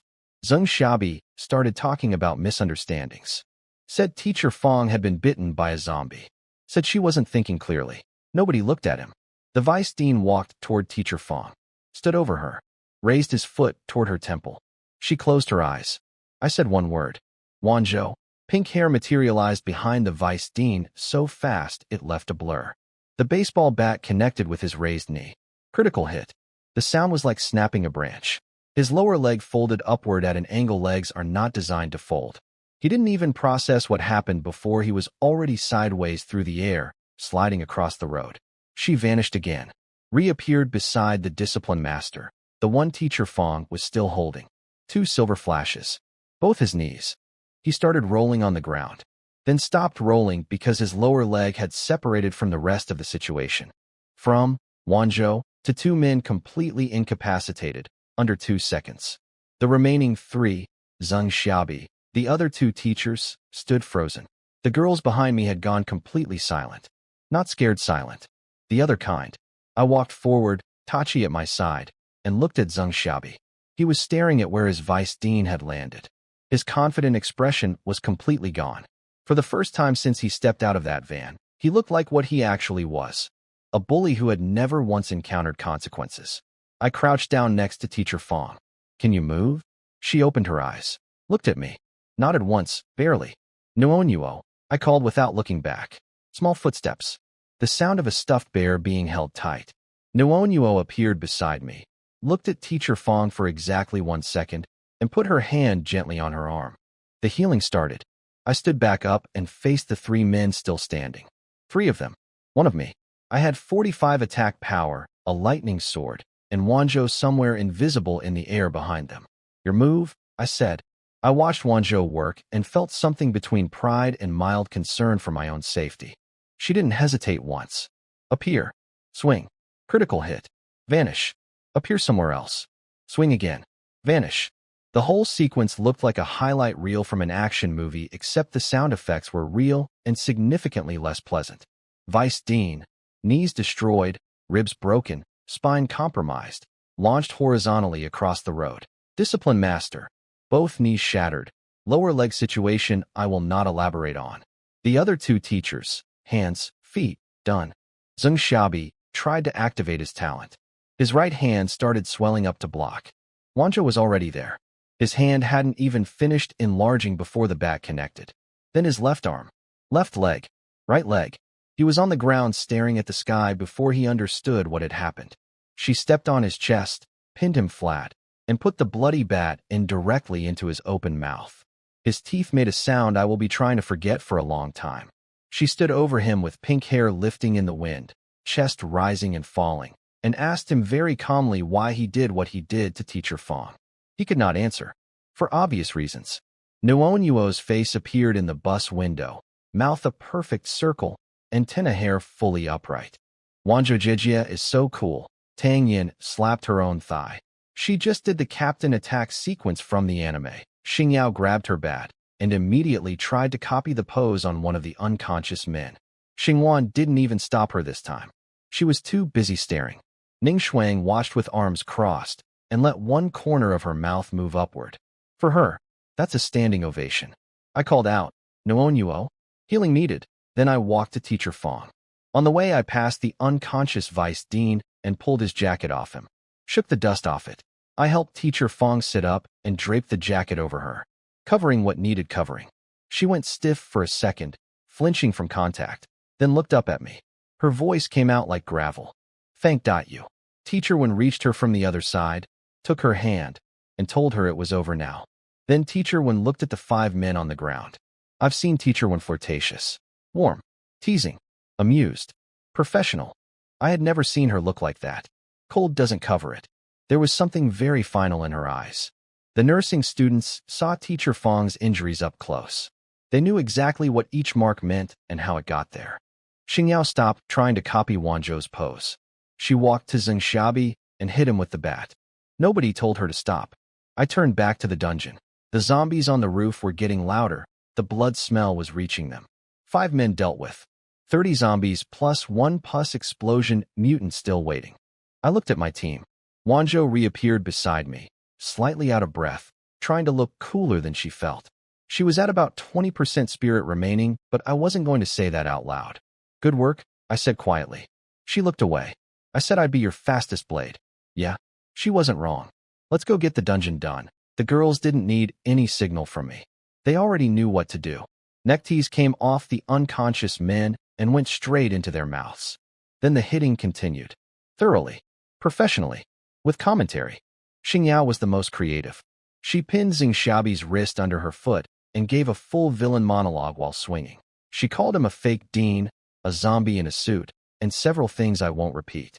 She also made good on a specific threat that caused him to make a sound nobody in the group will ever forget, followed by an unfortunate smell, followed by every girl stepping back 2 meters simultaneously. Wanzhou looked at the situation, wrinkled her nose, raised her bat, and told him if he made one sound she would make it worse. He did not make a sound. Xingwan was audibly stunned. Sis, you said you'd teach me to be bold. I didn't mean this bold. This is advanced curriculum, Xingyao said, spinning the bat. Meanwhile, Noanyuo arrived on Tang Yan's back, jumped down, and ran straight to Teacher Fong. She grabbed her hand, looked at every single injury with serious medical eyes, and said in her softest voice, "Don't be scared. Noanyuo will fix it. It won't hurt soon." White light spread from her palm across Teacher Fong's body. Wounds closed. Bruising faded. Torn skin sealed. Everyone went quiet watching it. Teacher Fong stared at this tiny girl with the stuffed bear and the antenna hair and started crying properly for the first time. Not because she was being healed, because she could see that these girls were going to be okay, that they had each other, that they had someone who protected them. The string she'd been holding together with pure wool finally snapped. She pulled her hand away, stood up, and her mind went somewhere else entirely. What followed? I'll say only that the 5 men on the ground received everything they deserved from a woman who had nothing left to lose, and that none of the girls stopped her. Then I checked her panel. Spirit stat, 0. Red text, mental collapse, total. I stared at that for a moment. 1 hour. They'd had 1 hour with her. I started walking towards Zheng Xiaobi. The girls felt the shift immediately. The ones still hitting things stopped. Everyone stepped back and opened a path without being asked. They'd seen this look on me exactly once before, during a school trip when some men cornered girls from our class. I had a brick in my hand that time. Wanzhou had physically pulled me back. She told me after that she'd never been that scared of me. This was worse than that. Wanzhou appeared at my side. She looked up at me and her voice was completely steady. Whatever you decide, Xiao Chun. I'm with you. If you want to end it, we do it together, Zhang. Xiaobi saw my face and started crawling backward with 4 broken limbs, leaving red lines on the road, making sounds I normally associate with much smaller and less horrible creatures. Ning Shuang stood nearby, robes perfectly still, watching. She said quietly, "They don't deserve the word teacher." Then she looked at me and her expression softened. "Jiang Chen, I'll follow your lead." I stopped walking, looked at what was in front of me, looked at the dungeon behind me. 30 zombies still waiting. 1 mutant. 1 hour on the clock. Looked at Teacher Fong, who was being gently guided back down by 3 girls who were crying while pretending not to cry. I made a decision. "We finish the dungeon first," I said. "These 5 aren't going anywhere." I looked at the 5 broken men on the road. "And after, we'll decide what to do with garbage." I grabbed Zheng Xiaobi by the collar and dragged him toward the supermarket. He'd gotten his mouth free somewhere along the way and was screaming about being a dean, about giving me a research recommendation, about the best job placements, about anything that might make me stop. I stopped walking, looked down at him. "You're not sorry. You're scared because you know you're about to die." I told him what was waiting inside. 30 zombies. 1 pus explosion mutant that detonates on contact. His face went the color of old paper. Then Teacher Fong moved. She walked past me, grabbed the vice dean by his collar with both hands, strength that had no business coming from someone who'd just been healed halfway, and dragged him toward the door. Then came back for another one. Then another. She pulled all 4 remaining men inside by their hair, one after another, like she was carrying groceries. They begged. They promised things. They called her name. She didn't look at any of them. She stood at the supermarket entrance and looked out at us. Scanned the girls. Found Teacher One. Then settled on me. Teacher One moved to go to her. I put my hand on her shoulder and shook my head quietly. Her spirit is completely gone. She's not coming back from this. She just wants to take them with her. Let her go. Teacher One pressed her hand over her mouth. Her shoulders shook without making sound. Teacher Fong reached into her pocket with trembling fingers and threw something outside. A crumpled, bloody piece of paper. It landed on the road near my feet. Then she grabbed the security shutter. In the last second before it closed, 1 tear ran down her face. The shutter slammed down. Inside, shelves falling. Ceiling collapsing. The wet, pressurized sound of the pus zombie detonating. 5 men screaming. Zombies landing. The screaming stopped within minutes. Only chewing sounds remained. System notification. Team 12,345. All members deceased. Loot available at their vehicle. Nobody smiled. Nobody spoke. Some girls were crying silently. Some were biting their lips hard enough to leave marks. The woman who had quietly paid for students' lunches, who funded girls through university without telling anyone, who used her last conscious moments to throw us a warning and pull monsters away from us. Gone. I breathed in slowly, turned to face the supermarket. The pus zombie was already handled. 30 regular zombies still inside. Narrow entrance. 2 or 3 could come through at a time maximum. With my current stats, I could handle this alone, but I'd leave 5 for the girls. They needed this. I looked at the group. The softness that had been in their eyes this morning was burned away. What replaced it was something quieter and colder and more permanent. Good. This world requires exactly that. I turned to go. Wanjo appeared at my side and tugged my sleeve. She was running low on spirit. I could see it in her eyes, the slight dizzy quality like someone who'd been awake too long. But her grip was steady. I'm coming with you, wherever you go. I reached over and tucked her hair back from her forehead. Carefully. Don't use your talent again. Stand beside me and finish the ones I knocked down. I won't let anything touch you.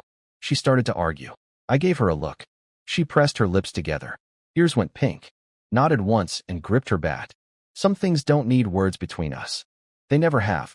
I bent down and picked up the piece of paper Teacher Fong had thrown outside. Looked at it. My pupils contracted. I picked up the paper Teacher Fong had thrown. 14 names written in her own blood. Shaky handwriting. Girls with names that weren't really names. Names given by parents who saw daughters as burdens before they'd taken their first breath. At the bottom, soaked through with tears, they are all good children. If you find them, please pass along a message. Hold your heads up. Live proudly. I handed it to Teacher Wen without a word. She took it. Read it. Her fingers shook. She read every name aloud to the group. Slowly, one by one. Xingyao, who always had something to say about everything, stood completely silent with her arm around her sister. The grin that never left her face was just gone. Xingwan cried into her sister's shoulder without making a single sound. I told Teacher Wen to keep the paper safe. She folded it like it was made of glass and put it away. She looked at me differently after that. I noticed the affection number tick upward, but that felt completely beside the point right now. I turned back to the supermarket. No more time for grief, I said. Everyone ready? They were. Whatever softness had been left in their eyes this morning was gone. What replaced it was something I recognized.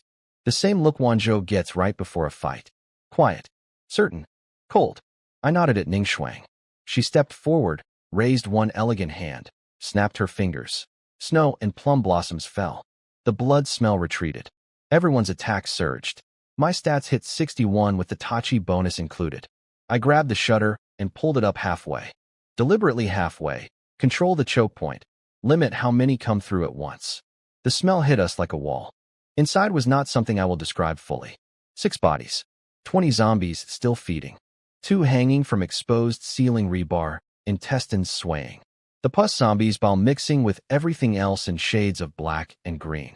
Several girls gagged audibly behind me. Don't you dare, I said flatly. Eyes open. Get used to it. This is what the world looks like now. They held. Every single one of them. I threw the discipline master's leg into the doorway. The nearest zombies dove for it immediately, buying me 2 seconds. I drew the Tachi. The blade came out black with a blue-purple edge. I activated the lightning effect. Purple electricity wrapped the blade, crackling. The air around it bent slightly. Every girl's hair lifted at the ends. 1 horizontal swing. 2 zombies. Both heads, half gone. Lightning jumped through them. Paralysis triggered. They dropped across the doorway, blocking the entrance perfectly. The zombies behind them tripped. Then tripped each other. The whole mass jammed up in the choke point, pushing and crushing and getting nowhere. They came through one at a time after that. One at a time worked for me. 1 swing each. No second swings needed. Black blood on my sleeve. I didn't blink. Survival coins dropping. System notifications ticking. Wanzhou standing at my side with her bat ready and genuinely nothing to do because nothing was getting past me. She looked mildly annoyed about this. Then the glass window beside the entrance cracked. Zombies had been hammering it from inside. Not smart enough to use the door. Just pushing toward the nearest light and movement. The cracks spread with each impact. Then the whole window came down. The glass came down and 4 zombies pushed through the gap. I was about to signal Wanzhou when Xingyao beat me to it. Forget IT, she was already moving. baseball bat swinging in a full arc, connected with the first zombie's skull so hard the sound echoed off the road. Brain matter went sideways. She shook the bat clean, turned to me, thumbed at her own nose. This side's mine and my sister's. My hands have been itching. Xingwan stood behind her for exactly 1 second. Then she ran forward and swung at the zombie coming for Xingyao's back. The crack was clean. Her hands came away black and sticky. She stared at them, then stared at the zombie on the ground. Then her eyes went bright. I did it. I can protect people. Other girls piled in after that. Nobody asked permission. Nobody needed to. I let them go. This was the point. You can't survive an apocalypse waiting for someone else to fight for you. The moment they picked up their own weapons and chose to use them, that was more important than any attribute point I could hand out. I held the main entrance. 1 swing per zombie. No second swings. 16 kills total before the room was clear. 2 girls got scratched, caught by fingernails while helping. Nuonyuo was beside them before they'd finished registering the pain. White light. Wounds closing. Her soft voice saying, "It won't hurt soon, Jiejia." The blue sisters collapsed against each other afterward, both panting, covered in things I won't describe. 2 kills each. Earning it. Wanzhou was running on empty, but refused to sit down. Still standing. Still holding her bat. Still beside me. I walked through the supermarket checking for stragglers with full map reveal. 2 zombies still hanging from ceiling rebar. I didn't look up. Just swung twice behind me. They dropped. System notification, C-rank 2 team dungeon complete. Clear time, 18 minutes 47 seconds. Team casualties, 0. Rating, S. Reward, 2x C-rank chests. Then the global announcement hit everyone's heads 3 times in a row. Team 43999. First team server-wide to clear a dungeon with 0 casualties. Bonus reward, 1x D-rank module chest. The public chat went completely insane. Again, I walked out of the supermarket stepping over zombie remains, holding a bag of chips and 2 colas I'd grabbed on the way out. The girls were already screaming about S-rank, about 3 chests, about Tang Yin needing to kiss me 3 times. Tang Yin grabbed Nuonyuo and spun in circles until Nuonyuo's antenna hair went completely horizontal and she squeaked that she was getting dizzy. I looked at the green exit portal forming in the distance, then looked at the quiet supermarket behind me, the closed shutter, the world on the other side of it. I opened one of the colas, poured a small amount on the ground near the entrance. Didn't explain why. The girls who understood, understood. 30 minutes to exit. I said, let's grab the supplies from their van first, then we go. I looked at the piece of paper teacher one had folded into her pocket. 14 names. We'd find them. That was a promise that didn't need to be said out loud either. The dungeon cleared. S-rank. 0 casualties. 3 chests incoming. The public chat had its 3rd breakdown about us in 1 day. Again? 43999 again. First kill, first clear, 0 deaths. What I asked this team. I lost 6 people in a D-rank dungeon, and these people did a C-rank with nobody hurt. They must all be massive guys. There's no other explanation. I looked around at my team of 40 women eating chips and celebrating and said nothing about that last one. Xingwan was shaking her sister by the shoulders, screaming about being famous. Xingwan was getting dizzy but smiling anyway. I happened to notice what the shaking was doing to Xing Yao's white spaghetti strap situation. I looked at the sky instead. Nuonyuo came running at me full speed and crashed into my chest. Antenna hair fully vertical, face bright red, bear pressed between us. Jiang Chen is amazing. The sisters are amazing. Nuonyuo is also amazing. I handed her the chips and 1 cola. Her eyes went starry. She immediately opened the bag, ate 1 chip herself, then stood on her tiptoes and fed the next one directly into my mouth. When I ate it, she looked like she'd personally won a competition. Her affection ticked up 1 point. I ruffled her hair, flicked the antenna. It bounced twice. Still very satisfying. Wanzhou appeared immediately with both hands on her hips, cheeks puffed, 1 black-stockinged foot tapping the road. Where's mine? I want cola too. I'd already opened the 2nd bottle. Held it out.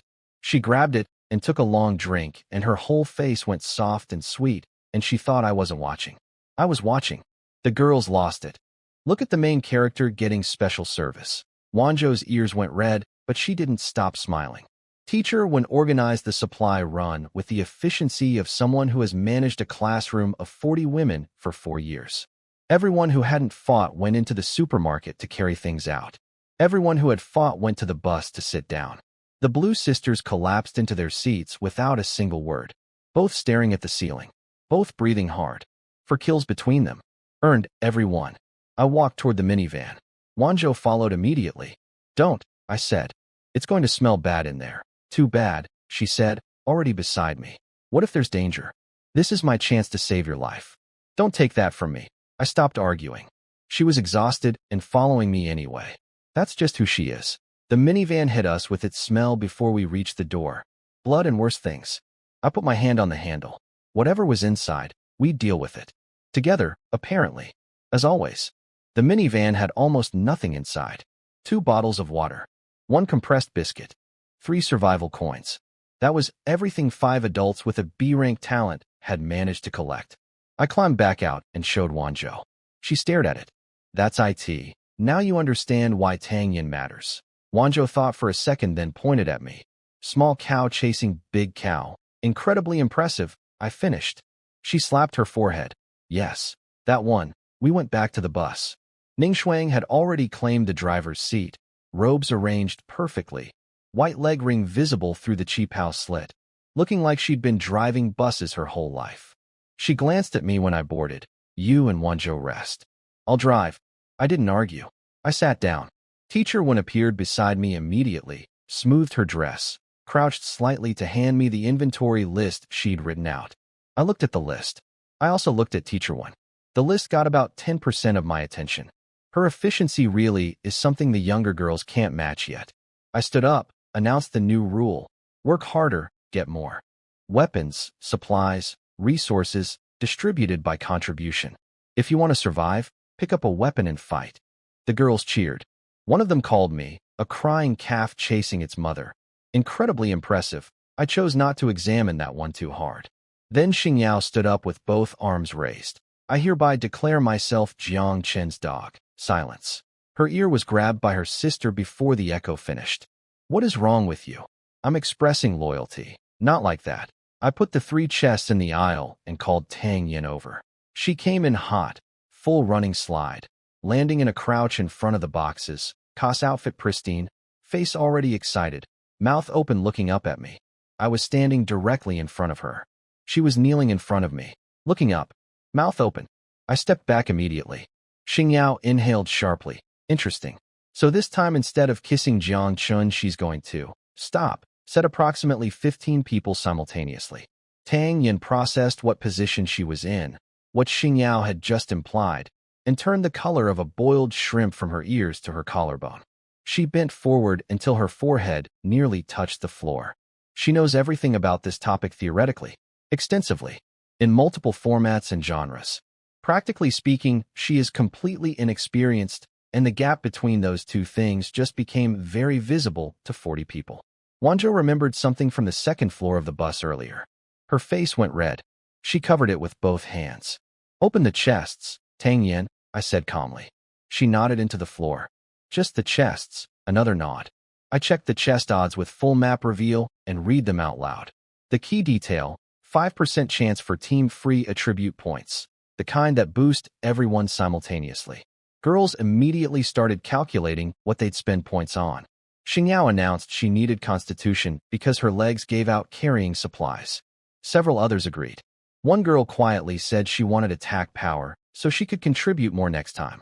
Then Xingyao opened her mouth about how talking to me would be faster and more efficient for gaining attributes. Xingwan's hand covered her sister's mouth in under 1 second. New record. But the thought had already reached several people who were now looking at me in a calculating way, including Ning Shuang, including Teacher Wen. I looked at the ceiling. Tang Yin fidgeted in front of the chests and looked at me with the expression of someone who needed something but was too embarrassed to say it directly. I just turned my cheek toward her. She kissed it, jumped back, covered her face, knelt back in front of the chest. Wanzhou immediately appeared from nowhere. Me too. You're not opening anything. I don't care. I turned the other cheek. She kissed it triumphantly and gave Tang Yin a look that clearly communicated something about territorial boundaries. First chest. 80 water, 80 biscuits, 80 bread, 20 snacks, 10 survival coins, 5 crowbars, and 2 team attribute points. Girls went wild. I gave Tang Yin my cheek again. Wanzhou immediately inserted herself for her matching kiss. The system was established now apparently. Second chest, similar haul. Another 2 team attribute points. Everyone received 4 free attribute points. I told everyone, put it in Constitution. Constitution is the foundation. Attack means nothing if you collapse after 5 minutes. The girls who got tired carrying supplies, that's low Constitution. Fix that first. They listened. All of them. Even Noonyuo, though I pulled her aside and told her to put hers in spirit instead so she could heal more often. She thought about it extremely seriously for several seconds, then nodded like she'd made a major life decision. Xingwan quietly said she was also putting hers in Constitution. Her sister leaned over and whispered something in her ear. Xingwan hit her on the thigh. Xingyao laughed the entire time. Wanzhou leaned close to my ear. I'm adding agility next time we communicate.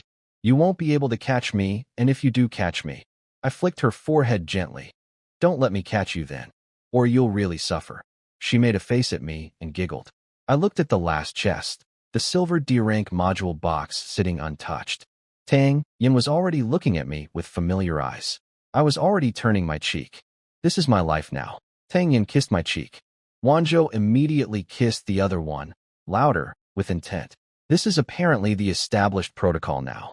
The D-rank module chest opened to reveal one single A-rank blueprint, glowing gold. A-rank water condenser. Cost: 1 survival coin per activation. Output: 200 bottles of drinking water daily. I ran the math. 41 people, heavy activity, 3 to 4 bottles each per day. We'd have surplus. Drink half, trade the other half for survival coins. The girls went appropriately insane about this. Nuonyuo pressed her face against the condenser the moment I installed it on the 2nd floor, watching water bottles appear one by one with the expression of someone witnessing. A miracle. So much water, Xingyao. No more being thirsty. Then she added something that made half the bus groan, and Xingwan stopped responding to her entirely. I opened one bottle and took a sip. Checked it with full map reveal first. Clean, safe. Tasted slightly sweet. Better than regular water, honestly. Then Teacher Wen walked over. She didn't take a new bottle. She took mine. Her fingers brushed my hand as she did it. She tipped her head back, red lips landing exactly where mine had been, took a small sip, and looked at me the whole time with eyes that could stop traffic. Water ran down her neck and disappeared into her dress. She lowered the bottle and said, very sweet, with the energy of someone who knew exactly what they were doing and had absolutely no regrets. The 2nd floor erupted. Teacher Wen is in a completely different league. The gap between her and everyone else is astronomical. No one has ever lived who could out-flirt this woman. Xingyao tried to ask if she could have a sip from the same bottle. Teacher Wen declined with surprising speed and held the bottle protectively like it was a personal artifact. I came downstairs to find Ning Shuang sitting very properly in the driver's seat, both hands on the wheel, eyes straight ahead, cheeks very slightly pink. She hadn't been upstairs. She hadn't seen anything. I stared at her. She noticed me staring. Is something the matter, Jiang Chen? I looked at her flushed face. Looked at her perfectly correct posture. Looked at her fingers gripping the wheel a little too tight. The bus has thin floors. Sound travels. She had heard everything. Every single word. I decided to say nothing about this for both our dignities. Move over, I said. I need to sit there. Time to upgrade the bus? I sat in Ning Shuang's warm driver's seat. It still had her shape in it. Smelled like gardenias. I didn't mention this out loud. I just sat down and opened the vehicle panel. Ning Shuang looked away very fast and found something extremely interesting to stare at on the opposite wall. The panel showed the horde was less than 8 kilometers behind us. Current speed, 10 kilometers per hour. That math was not comfortable. I spent 30 survival coins on the upgrade without hesitating. The bus shook. Nuonyuo grabbed Wanzhou's sleeve and asked if it was an earthquake. The bus is getting stronger, I told her. So it can outrun the bad things. She accepted this completely and stopped worrying. White light. 10 seconds. Done. New stats. Speed doubled to 20 kilometers per hour. Durability doubled. 6 module slots instead of 3. New passive functions. D-rank damage reduction. And sleeping on the 2nd floor restores stamina and spirit 50% faster. The girls immediately understood the sleep function's value. Fight. Come upstairs, rest, repeat. Sustainable combat cycle. I floored it. The bus surged forward noticeably. I checked the mirror. On the horizon behind us, a dark line. Getting wider. A million zombies. Moving. I looked for exactly 1 second and then focused on the road. Global announcement. Third first place achievement today. C-rank talent chest as reward. The public chat had a small breakdown again. Someone accused us of being paid promoters for the system. Someone else pointed out there was no payment system.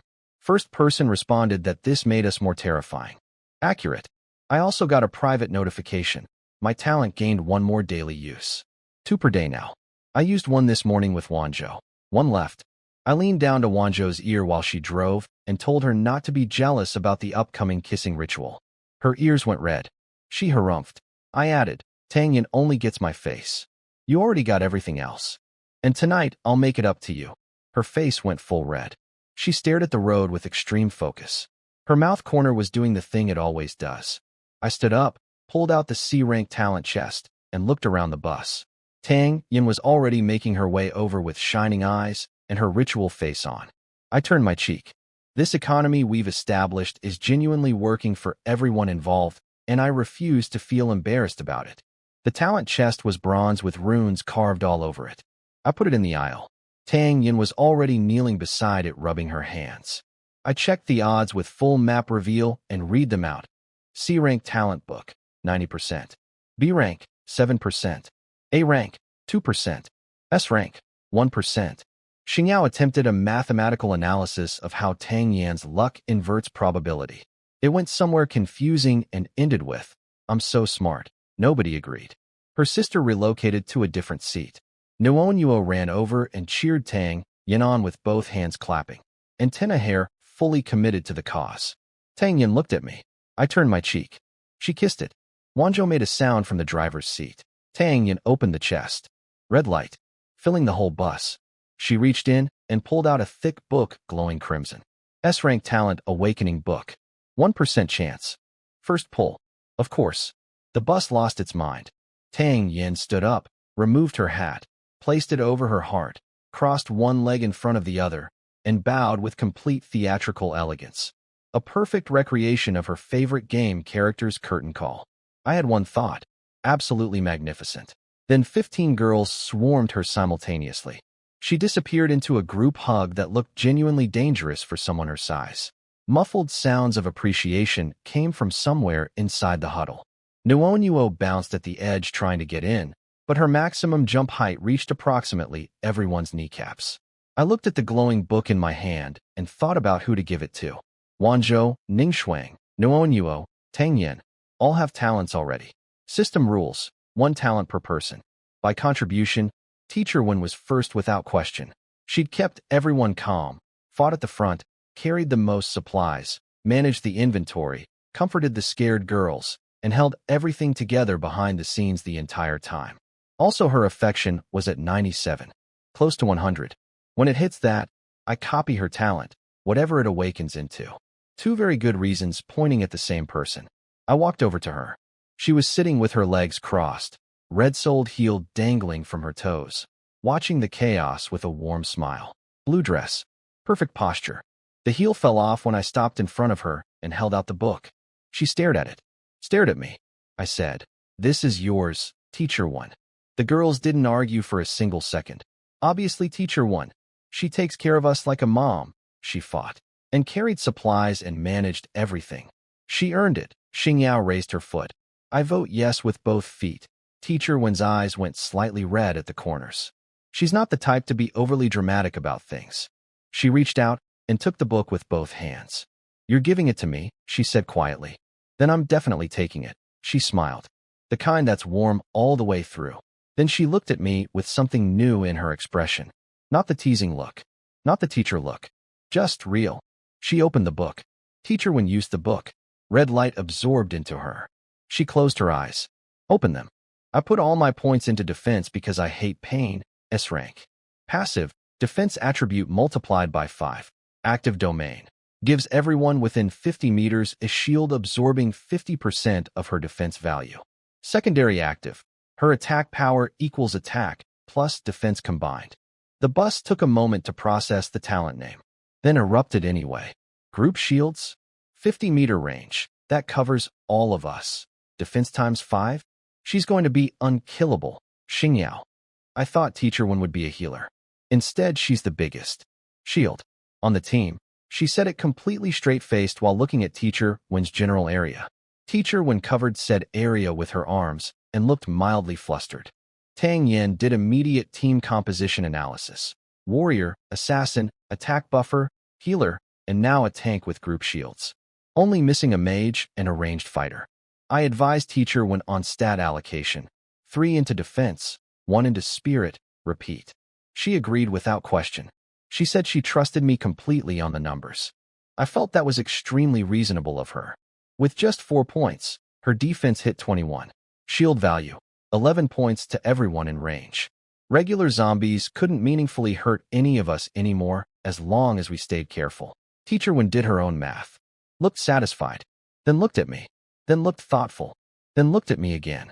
I watched this process happen in real time and understood exactly where it was going. She stood up.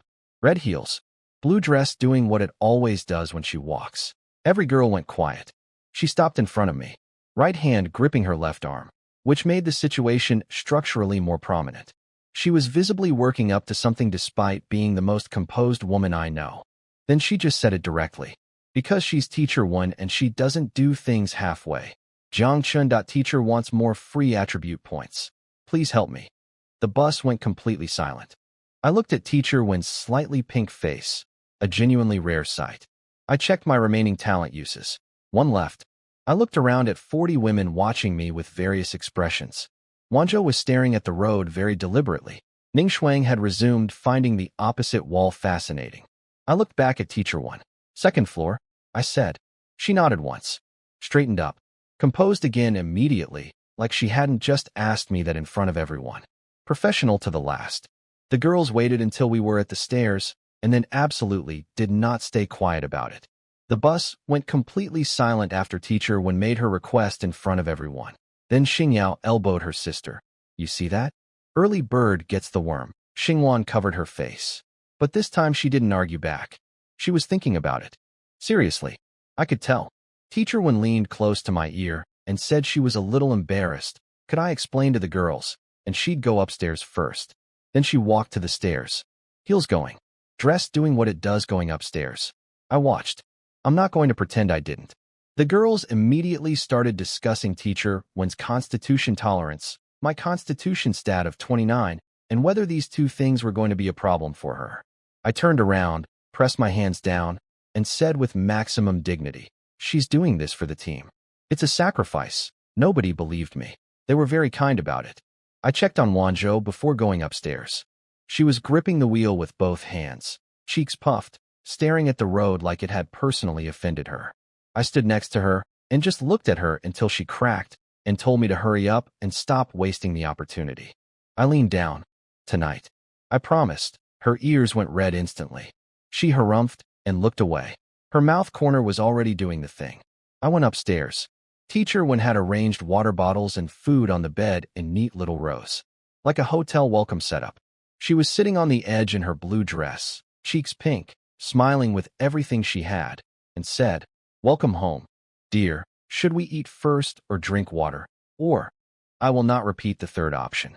I sat down. The bus continued forward. The road was slightly bumpy.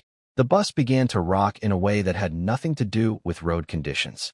Several zombies on the highway turned to look at the swaying double-decker approaching them at full speed. The bus did not slow down.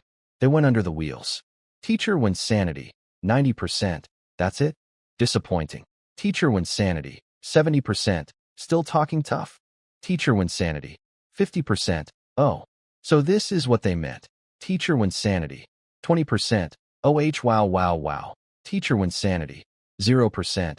Brain is completely broken. Teacher Wen affection, 97-100. Session duration, 64 minutes.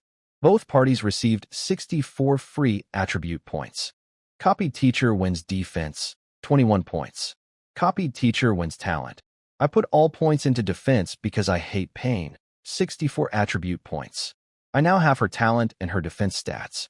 Teacher, when leaned against my shoulder completely out of energy, gave me a thumbs up with visible effort and said in her most composed voice, Jiang Chen, teacher underestimated you. I handed her water and leaned close. In class, you call me Jiang Chen. In front of everyone, you call me Class Republic. Right now, though, what should you be calling me? She went pink, leaned up, said something very quietly into my ear. I'm not repeating it, but I was smiling for a long time after. I came downstairs feeling extremely satisfied with life. Teacher wins defense stat, 261 points. Shield value, she'd be giving everyone, 130 points. My copied stats from her brought my own defense to 188, which combined with my talent's third effect pushed my attack power to 223. With Ningxuang's domain, 239. I shared my panel with the group. The bus went quiet for exactly 2 seconds. Then, defense 188. Attack 223. What? He's unkillable and terrifying simultaneously. Temperature of 1,000 suns with the durability of a mountain. Then Tang Yin noticed something on my panel and got very close to the holographic display. Wait. Jiang Chen copied teacher wins talent. Finger counting. Rapid calculation. Copying a talent requires affection at 100. Longer pause. Teacher when hit 100 today. In less than 24 hours. She turned to look at me with the expression of a researcher who has just made a significant discovery. Jiang Chen, you completely cleared teacher wins route. On day 1, I said nothing. Tang Yin started circling me slowly with her hand on her chin, muttering about game mechanics and route difficulty and something called a special CG. I genuinely did not understand what she was talking about. Her affection ticked up 1 point anyway, without me doing anything. She'd apparently gotten excited about something entirely in her own head. This is Tang Yin. This is how she operates. Tang Yin affection, 8990. What's a special CG? Someone asked her. Nothing. Game stuff. She sat down and found the window very interesting. Xingyao leaned over to her sister to share a theory. I looked around. Xingwan wasn't in her seat. I looked at Xingyao. Where's your sister? Xingyao pointed at the bathroom door with her trademark expression. Master Blue is in there fixing the broken door handle. I looked at the bathroom door. The bathroom door was not moving on its own. I stared at it. Then I looked back at Xingyao. She had the face of someone who has been waiting to say something for a very long time and is deeply enjoying this moment. She heard everything. Xingyao said simply. Everything from upstairs. The bus has thin floors. I looked at the door again. She's been in there since you went upstairs. I closed my eyes briefly. She'll come out when she's ready, I said. Or when her legs go numb. Xingyao added helpfully. Same thing, came a muffled voice from behind the door. The bus erupted. I sat down and started planning tomorrow's survival strategy. Some things are beyond my ability to manage. I spotted the loot chest 500 meters ahead, surrounded by zombies. Full map reveal confirmed. 20 regular zombies, 1 C-rank plus explosion mutant. I stood up and grabbed my Tachi. I'll handle this one solo. The girls stared. Solo, Xingyao repeated. Like alone? Against all of them? Exactly. Someone get the snacks. Within 30 seconds, half the bus had their heads out the windows. Nuo and Tang Yin were sharing chips. Someone had actual sunflower seeds. Teacher Wen appeared in the second floor window, cheeks still slightly pink from her nap, leaned on the windowsill, and washed my back with a quiet smile. The bus recovery function had worked well for her apparently. Wanzhou stood up to follow me. I told her I was fine alone. She told me what if something went wrong? Then she could save my life. Wasn't that worth something? I couldn't argue with this logic. We went together. 20 zombies came charging the moment we got out. Rotting faces, dragging feet, the whole situation. I activated Teacher Wen's copied talent. Power surged through me.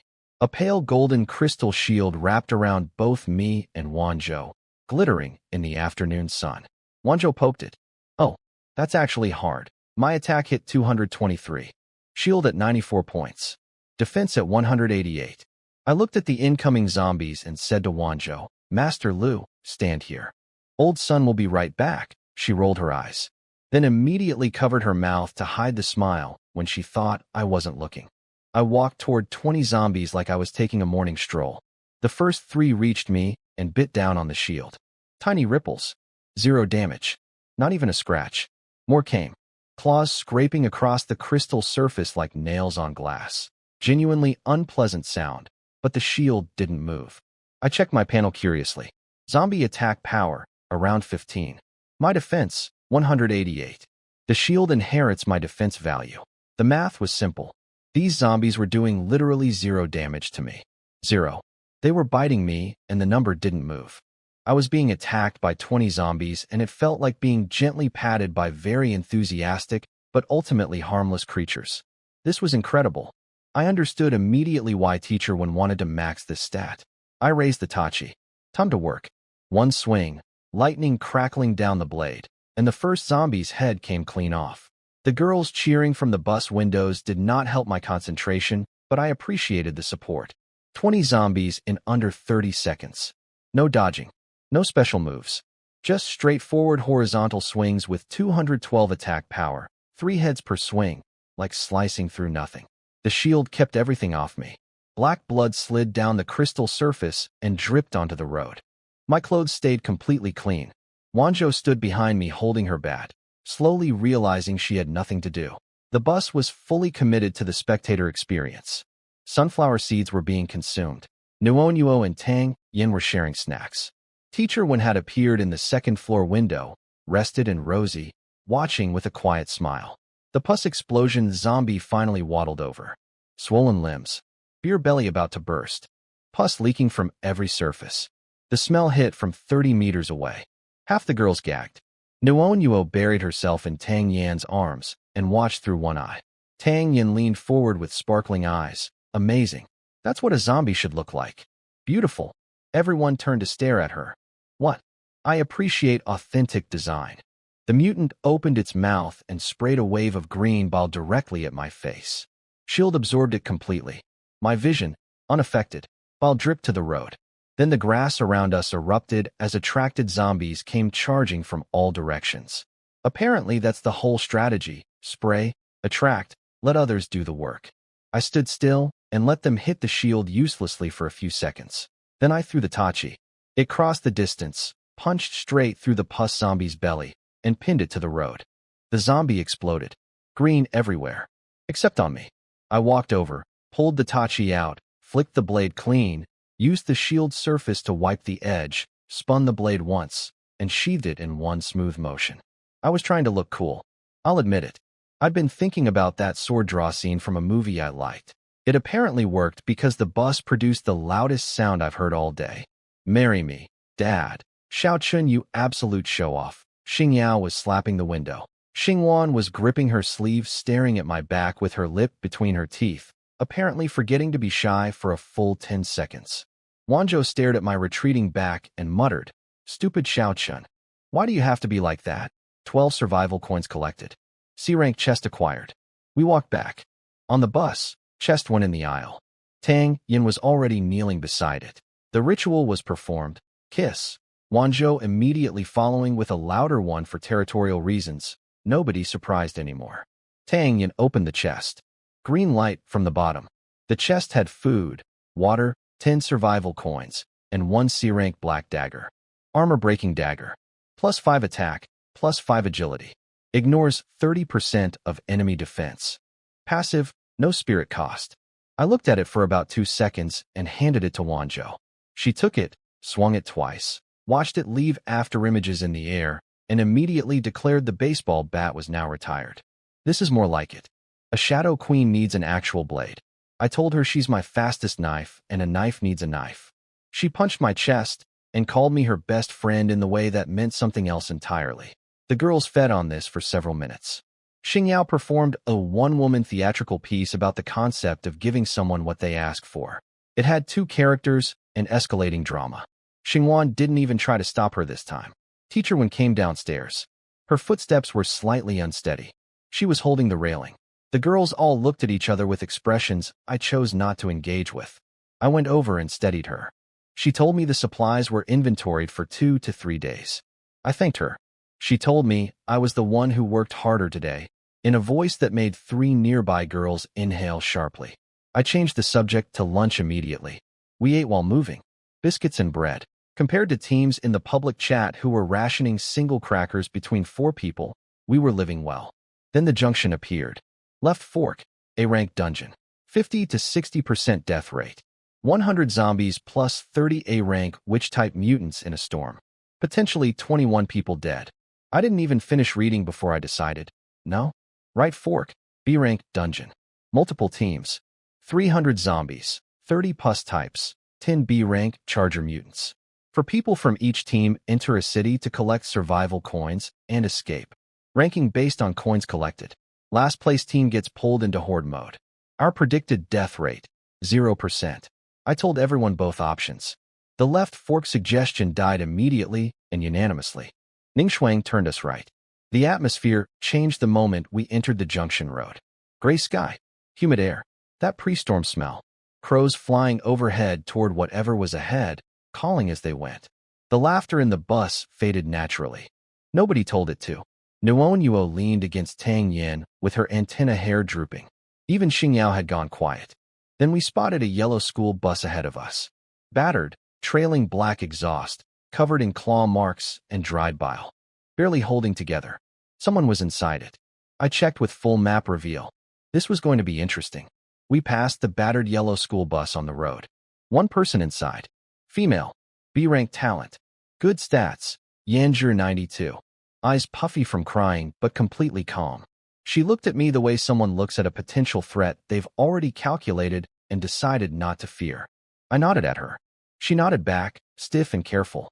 Her right hand never left the folded spear on the seat beside her. Red tassel, darkened with dried blood. I checked her panel. Team 51,214. Vehicle durability, 18 out of 100. One person remaining out of 40 possible slots. The girls noticed the blood on her windows and went quiet for a moment. She's alone, someone said softly.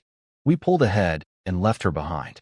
What the system showed me next, I put together slowly. 5 hours earlier, 7 a.m. A yellow school bus full of third graders on a Springfield trip. Their homeroom teacher sick.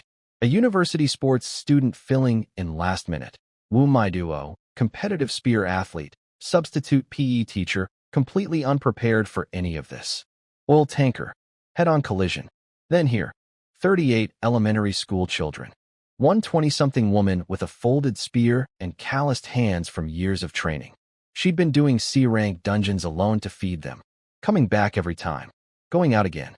On the passenger seat sat a glass jar with a few candies inside. A sticky note in crooked child handwriting. My duo Jiejia, happy birthday.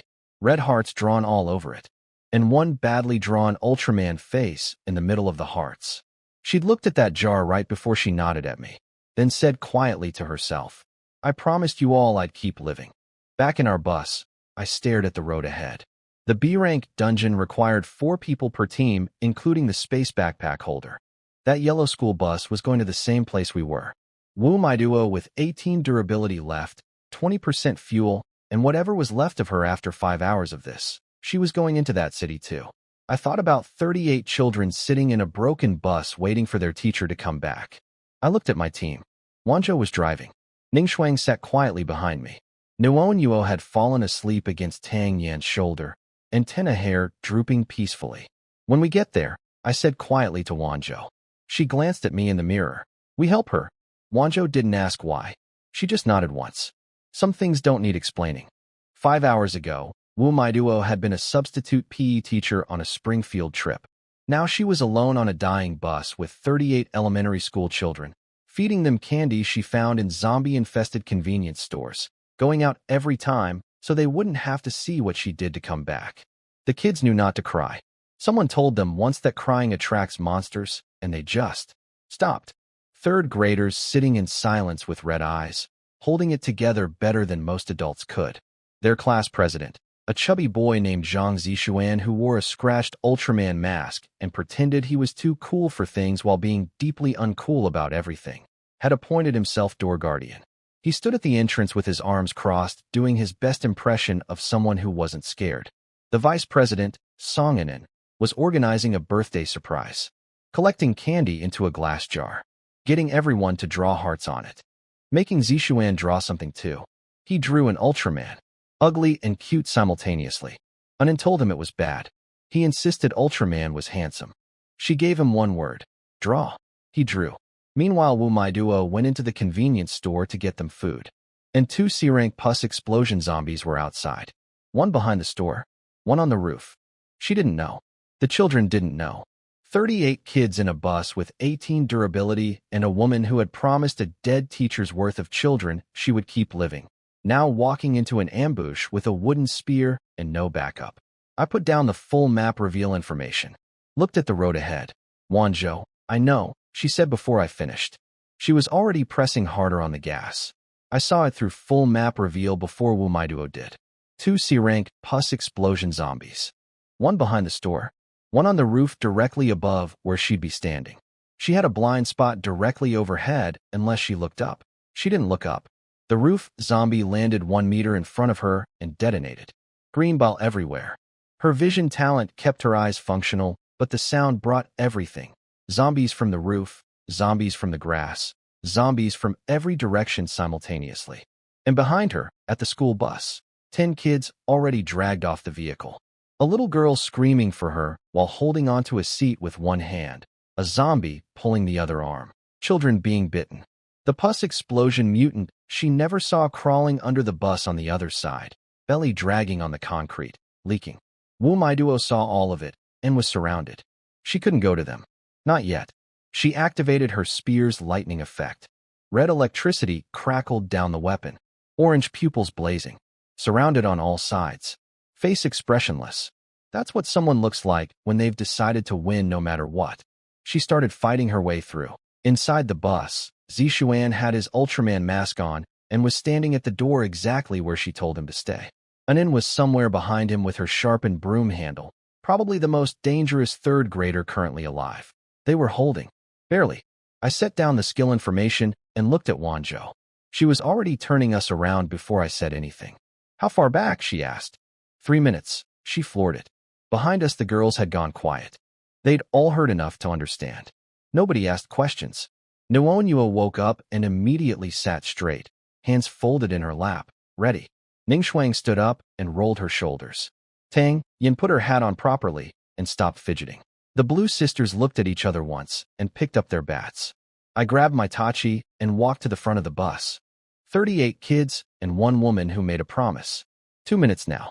The full map reveal had shown me everything happening at that school bus before we turned around. I won't describe all of it. Zishuan, the chubby class president in the scratched Ultraman mask, held the car door alone with both arms while his classmates huddled behind him. Zombies had been clawing through the gap for minutes. His arms were bleeding.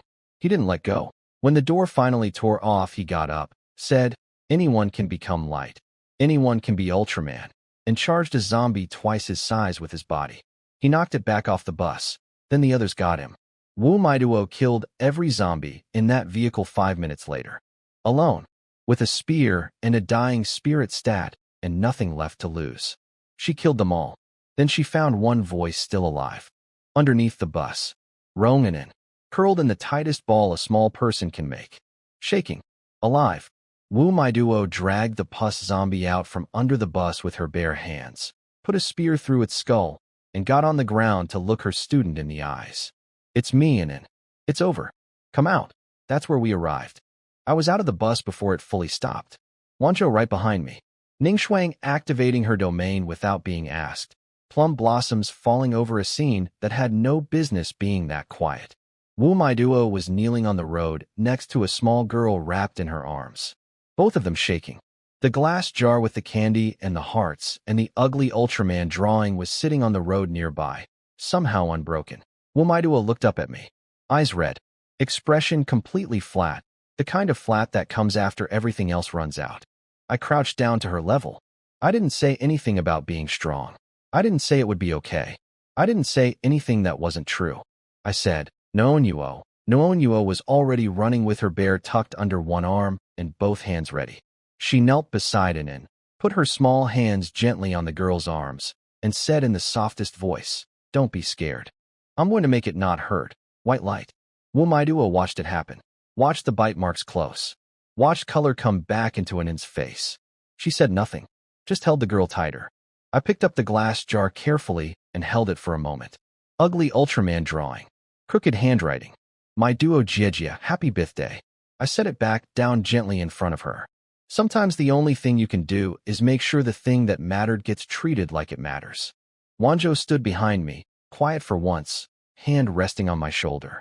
We had a B-rank dungeon to get to. But first we stayed exactly where we were and let Wu Maiduo have this minute. She'd earned it. Wu Maiduo was still kneeling on the road when we pulled up. I won't write out everything the full map reveal showed me happened in that school bus. Some things don't need to be described in detail to be understood. Anin had held onto the glass jar the whole time. Through everything. She pressed it into Wu Maiduo's hands at the end and told her not to cry. Told her they'd only collected a few candies. Sorry it wasn't 999. Asked her to collect the rest and keep living. Then she stopped moving, and the bus started making sounds it shouldn't. Wu Maiduo stood up slowly, hand on her spear, head down. The woman who'd fought through 30 zombies without flinching was shaking so badly she could barely hold the weapon. She did what she had to do anyway. When we arrived, she was sitting on the road outside the empty bus, spear in the ground beside her, glass jar in her lap, not crying anymore, just sitting. I got out, walked over, sat down next to her without saying anything. The girls stayed on the bus. They understood. After a while, Wu Maiduo looked at me. Her voice came out completely flat. I couldn't save them. I didn't tell her she did her best. I didn't tell her it wasn't her fault. Those things were true, but they weren't what she needed right now. I said, Anin made it to you. You got there in time for that. She looked at the jar. Long silence. There's a B-rank dungeon ahead, I said quietly. You don't have to come. But if you do, you won't be alone. She picked up the jar and held it carefully. How many people on your bus? 41. She looked at our double-decker. Then back at her destroyed school bus. I need to drive my own vehicle in, she said. I'm the backpack holder. We'll stay right beside you. She stood up, picked up her spear, folded it. Her movements were mechanical, but her hands had stopped shaking. She looked at me one more time. For 99 more candies, she said quietly, almost to herself. She got back in the yellow bus. I got back in ours. We drove into the dungeon side by side. The city ahead was destroyed and smoking and full of crows circling overhead, waiting for us. We pulled into the dungeon parking zone first. 6 spots marked in dried blood on the ground. Cheerful. I picked the spot closest to the exit road. Ningxuang parked without asking why. She knows me well enough by now. The girls pressed against the windows looking at the ruined city across the gorge. Smoke columns. Circling vultures. A crumbling bridge covered in crows that all flew up at once when we got close. Xingyao stared at the giant white screens in front of each parking spot and asked if the screens were for entertainment. Suggested a specific genre of entertainment. Several girls looked genuinely hopeful about this. Xingwan hit her. The tension broke anyway, which was probably the point. 3 more vehicles pulled up. A decent SUV. A dying minivan with too much exhaust. A small bus full of college-age students with cardboard patching the broken windows. And Wu Maiduo's yellow school bus, last, parking carefully in the spot right next to ours. She sat in the driver's seat and didn't get out. Just picked up a worn cloth and started cleaning her spear. Slow, methodical. The way you do something when you need your hands busy because your mind can't stop. Wanzhou leaned close. She looked so alone. Her whole team is gone, I said quietly. The bus went silent. Nuonyuo pressed her face against the glass watching Wu Maiduo, bottom lip out, antenna hair drooping in sympathy. That Jiejie is so sad. Nuonyuo wants to give her a candy. Jiang Chen says candy makes people happy. Tang Yin rested her chin on Nuonyuo's head and didn't say anything for once. The other 3 vehicles emptied out. People stretching, looking around, sizing up competition. I watched Wu Maiduo through the glass. She had put the candy jar in her space backpack before she touched the spear. That was the first thing she did. Secured it before anything else. I made a decision. When the matching finishes, I said, I'm going to talk to her. Nobody argued. I scanned the new arrivals with full map reveal while the girls pressed against the windows. 3 vehicles. Mostly college students looking like they'd crawled out of a disaster zone. Torn clothes, dry lips, hollow eyes. The small bus had 20-something people who clearly hadn't eaten properly since this morning. The only person worth noting, long Ritian. Gold-rimmed glasses. Slick back hair. Black suit somehow still intact. B-rank talent called, crooked mouth makes me stronger. Make a specific face for 5 seconds. Get +10 to attack, constitution, and agility for 5 minutes. I shared his panel with the girls. They stared at the talent name for a full 3 seconds. Then Tang Yin, completely deadpan. So if we just rip his mouth sideways before he finishes the 5 seconds, his whole talent fails? Silence. Did I say something wrong? Xingyao slapped her own knee, accidentally hit Xingwan's thigh instead, and kept going anyway. That's the most logical battle strategy I've ever heard. Xingwan looked at her thigh, looked at her sister, gave up. The girls immediately started debating the tactical applications of Tang Yan's mouth-ripping strategy, while I watched Long Ritian outside, doing his student council president routine. Hand on a girl's shoulder, looking down at people while pretending to look out for them. Same energy as Zheng Xiaobi, but younger and slightly better at hiding it. A few girls in his group called him senior and laughed at things that weren't funny. I'd seen this type before. He caused problems for Wu Mai Duo, one of my girls said. Blocked her scholarship review. Made her come find him alone about it. Of course he did, Wanzhou said flatly.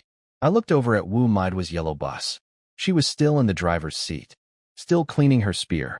She hadn't looked up once at the new arrivals, which told me she already knew who was here. The matching screen showed 5 out of 6 teams present. One more vehicle coming. I started planning who goes in with me for the dungeon. For people required, including me. Wu Maiduo was going in alone from her team. That math wasn't going to work in her favor. I tapped Wanzhou's shoulder. When the 6th team arrives and matching completes, come with me. We're going to talk to the girl in the yellow bus. Wanzhou was already nodding before I finished. Long Ritian walked over to Wu Maiduo's bus with his 4 followers, slicked his hair back in what he clearly thought was an attractive gesture, and called her Duo Duo. She didn't look up from cleaning her spear. He tried the concerned senior routine. She said, "Get lost," without inflection. He tried the "you need me" approach. She said, "Get lost," again, this time with eye contact that made him physically step back. The crows flew over at exactly that moment going, caw. Perfect timing. He retreated, gathered his followers, and whispered a plan. I had full map reveal active, so I heard everything. The plan was, let her get cornered in the dungeon, force her to beg. Then, I stopped listening. I'd heard enough. The girls in my bus had gone very quiet. A few had figured out what he was saying from body language alone. Wanzhou's hand had gone to her dagger. I put my hand on her arm. Not yet. When it's useful. She exhaled slowly. Kept her hand on the dagger. Long Ritian finished his little speech with a crooked grin, which, given his talent name, was presumably not accidental, and his followers laughed the way people laugh when they want someone to think they're loyal. My girls were watching this in silence. Even Xingyao had nothing to say. Finally Noanyuo spoke, very quietly, still holding her bear. That man is a bad person, right, Jiang Chen? Yes, she nodded seriously. Noanyuo won't heal him even if he gets hurt. I didn't say anything about that. Some decisions I'm going to let stand. The 6th vehicle finally appeared on the road. Matching screen updated, 6/6. I stood up. Wanzhou, Ningshuang, you're with me for the dungeon team. I looked at Wu Maiduo's bus. And we're picking up one more. A girl with a D rank, find items, talent pointed at our bus and announced we had several hundred bottles of water and over 100 food packs inside. The whole crowd turned and looked at us, then started walking over. I watched them come from the passenger seat. About 30 people, some genuinely stumbling from dehydration, all wearing the expression of people who had decided that wanting something was the same as deserving it. Long Ritian hung back slightly, letting others go first, watching with his arms crossed and that permanent crooked smile. Smart enough not to lead. Not smart enough to hide that he'd planned this. The girls in our bus had gone quiet. Not scared quiet. Watching and waiting quiet.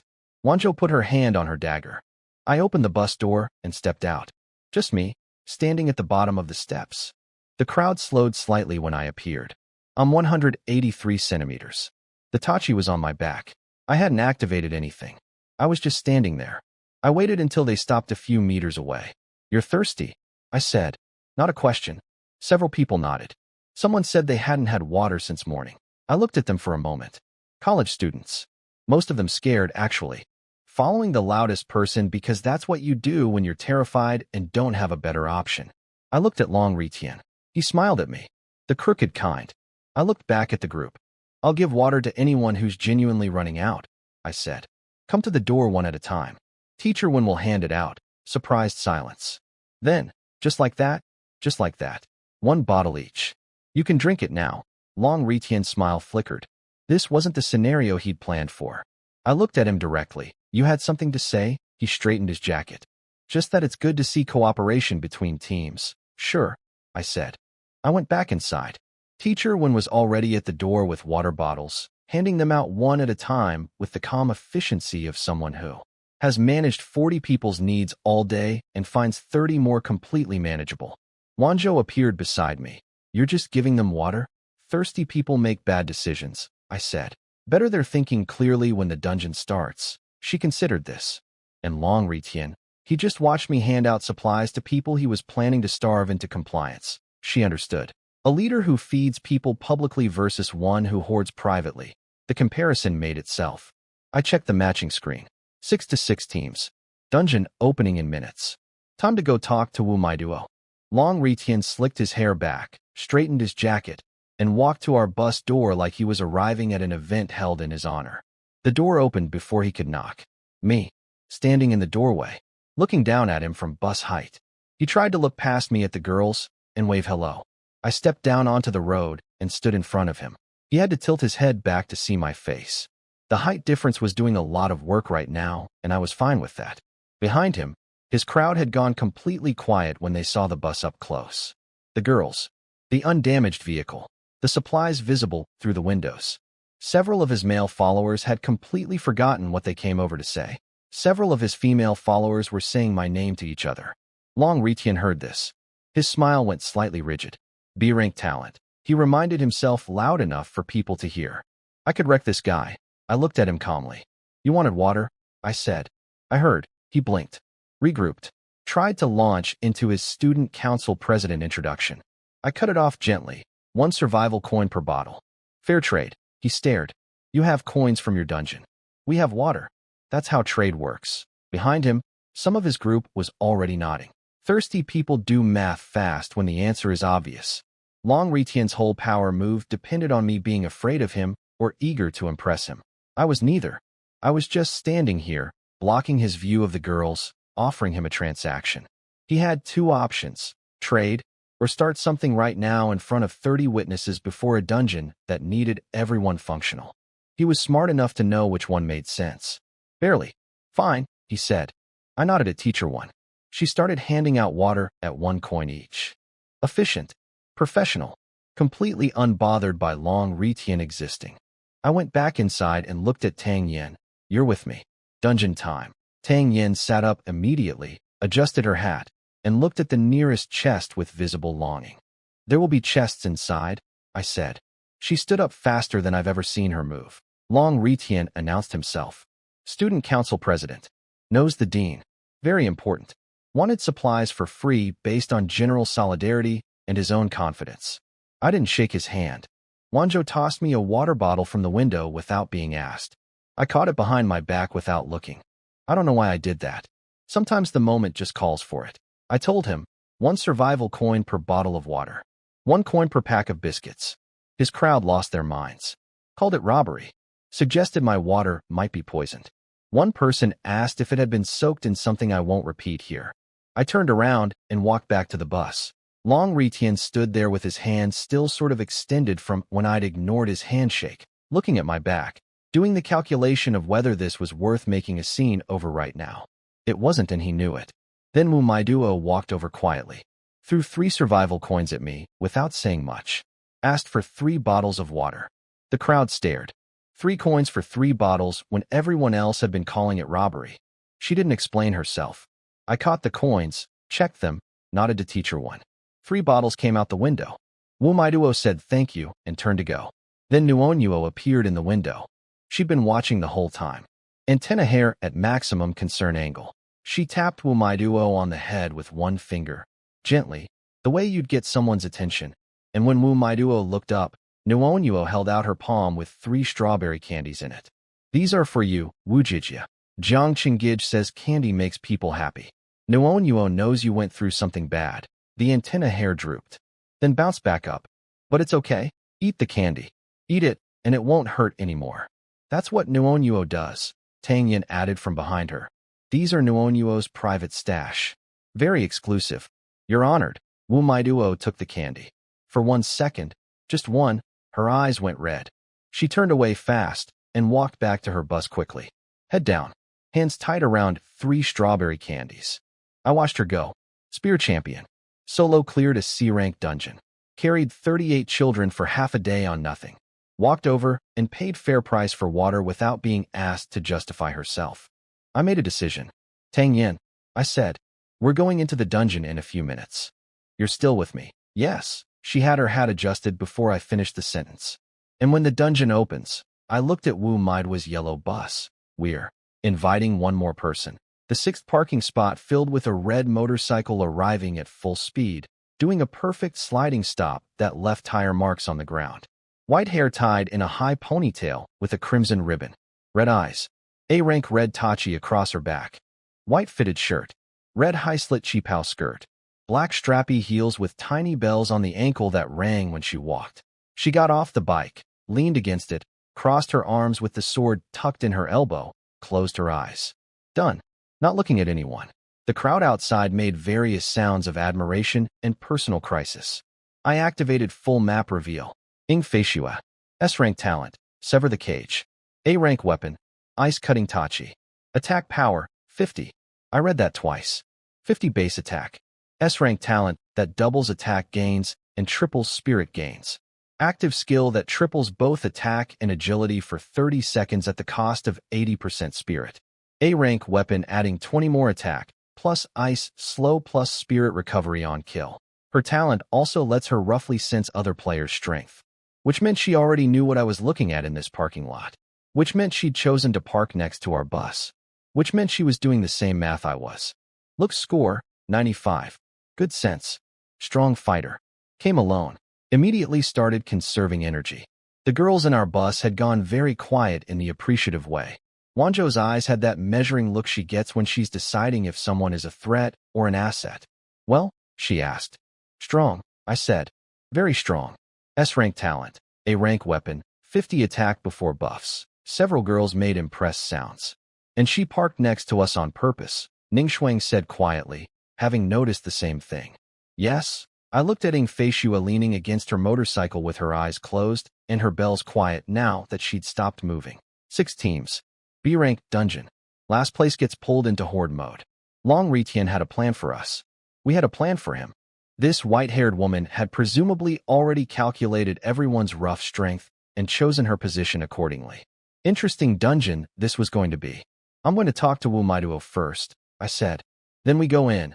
I grabbed my tachi and headed for the door. Long Ritian walked up to Ing Feishua with freshly combed hair and his most carefully prepared expression of confident authority. She didn't open her eyes. He introduced himself. B-rank talent.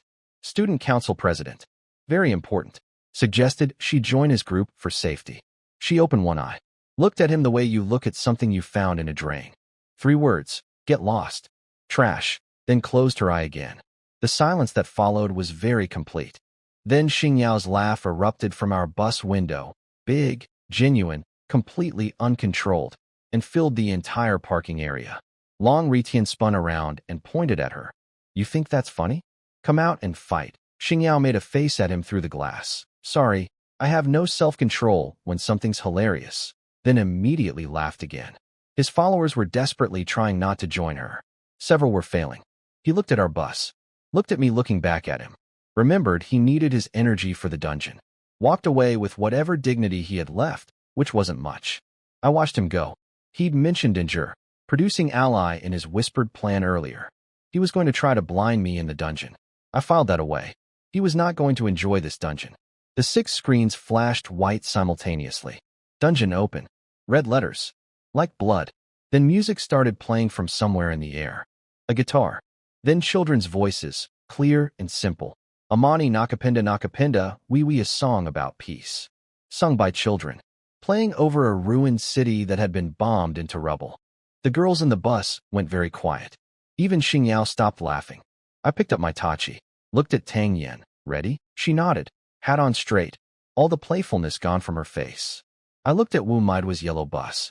She was already standing outside it, spear folded at her side, watching me. I walked over. You're coming in with us? I said. Not a question.